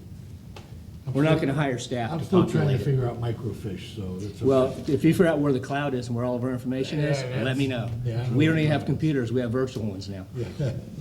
Okay. Thank you, John. Page 112 begins the long-range planning. And on 113, you see our anticipated fiscal year 14-15 reserves, where they'll end up at the end of that year. Very much like what Tom had showed earlier from April. This is, if everything goes exactly right, this is where we would be. We've got the revenues coming in, all the capital projects, expenses going out, and then we have our balance at the end of the year, operating reserves, and our rate stabilization, and then our floors and ceilings. This slide that's up on the screen shows the transfers that feed into this reserve budget. Up through 12-13 are actuals. The blue is water and the green is the sewer transfers. And you can see where the green has been higher, which gave us that rate stabilization that we were looking at earlier in that reserve report. And then what's coming up behind it now is the blue. The water is coming up because, again, we do have less water projects coming in. And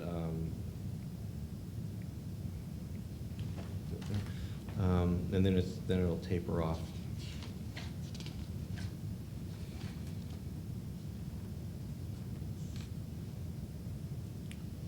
Would you project out 5 years?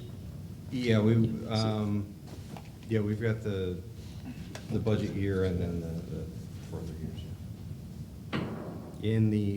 In the booklet itself on page 118 is where we go past fiscal year 18-19, and then we have 5 years aggregated there at the top.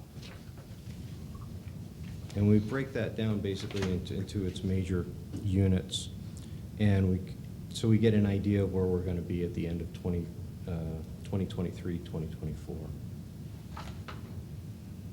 Let me ask a question on pretty basic, but projected reserve restricted funds. We have a floor and we have a ceiling. The ceiling being the optimum, a floor being the minimum. God bless you. Under what conditions would we consider going to the minimum, and why? Would you go back to the minimum? I don't know. Exactly, you wouldn't. Why know, do you have it then? Just Why to- don't you just have optimum? Instead of floor and ceiling, have optimum and strive to stay at that number. Well, you want a floor as a base to, if you're approaching that floor, you may, direct staff to do something, especially when it comes to rate setting or looking at efficiencies and such. It's just to say, you don't want to be below that floor. That's a bad place to be. So you're correct. You never want to gravitate to the floor, but you want it there to show. And it actually helped us a lot during the recession when we did see it dip below the floor. And then we made some really hard decisions about rates, about cutting costs and cutting staff. And it's there as a base. Warning. Yeah, you don't want to put it to zero. You don't want to take it away. You want to have something, ahead of time before you get to zero to say, wow. And I understand that, but you have $15 million difference. Why wouldn't you put optimum in there and strive to stay at that number and not, because the floor is not a safe place to be. No, correct. You really need to have 6 months, I would think, if not more. Yeah. So why would you even think about a floor? And even during a recession, you'd still have to maintain Yeah. what is adequate to make your operation run. That's if kind of like the necessary. yellow light, that floor, that's a warning, boom, we want to definitely. Is that really a yellow light, or is that like pretty red? Yeah, well, red zero, but and that's, yeah. Okay. Thank you, Tom. Between the time that this budget went to you and now, there have been several items identified. We have to start over then. Yeah, we got. Who identified them? Who do we have to, you? They came to me, actually. Yeah, I'm sure it was. The engineer on his way out the door. And they're not big ones. One of them is the inclusion of something that was approved at a prior board meeting that didn't make it in. That was for the recycled business plan, so that'll go in. There is another software upgrade that wasn't included. We also received the draft from San Diego County Water Authority as far as what the fixed rates are gonna be. So we need to build that in. And as we discussed today, a half-time or full-time employee for the website. Those changes will be incorporated into the next one, and we call that a proposed budget. We'll get that out to you by May 30th, and then we can have another workshop if desired. And then after that, we could have the recommended budget for adoption at the June meeting, probably the second meeting in June. I don't know how the board feels, if you just want to have this at a regular board meeting, or if you'd like to have Yes, a that was, workshop. that was be my next question to you on how you wanted to handle that.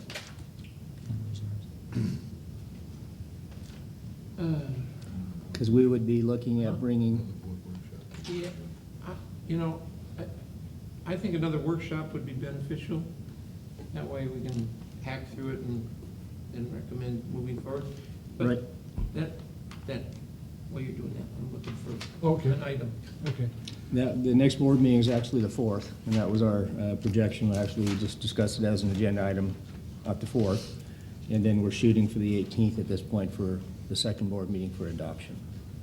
Right. So I don't know what you would be looking at as an extra board meeting.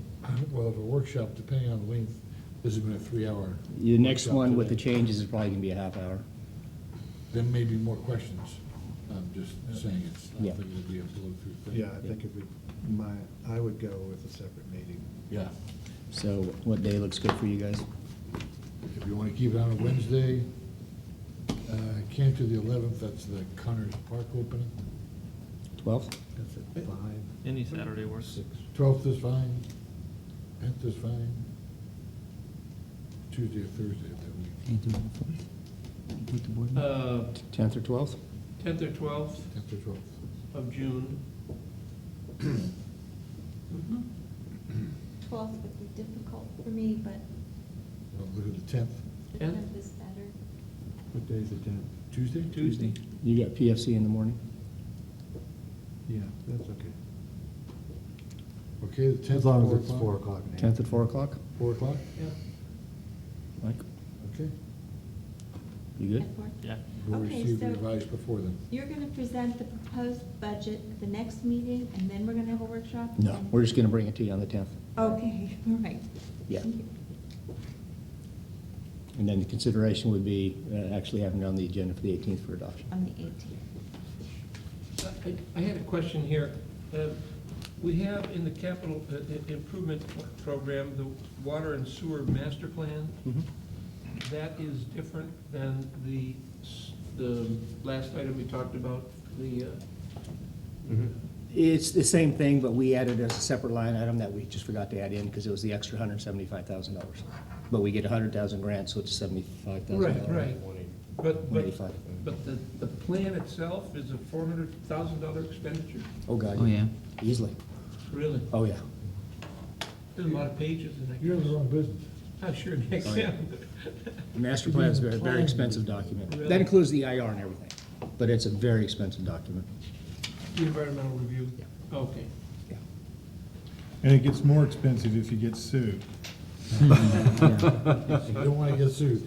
You know. So did, All right, with that? well, just to clarify, did we make a decision on that, on raising the ceiling on the reserve, or is that just note and file, or?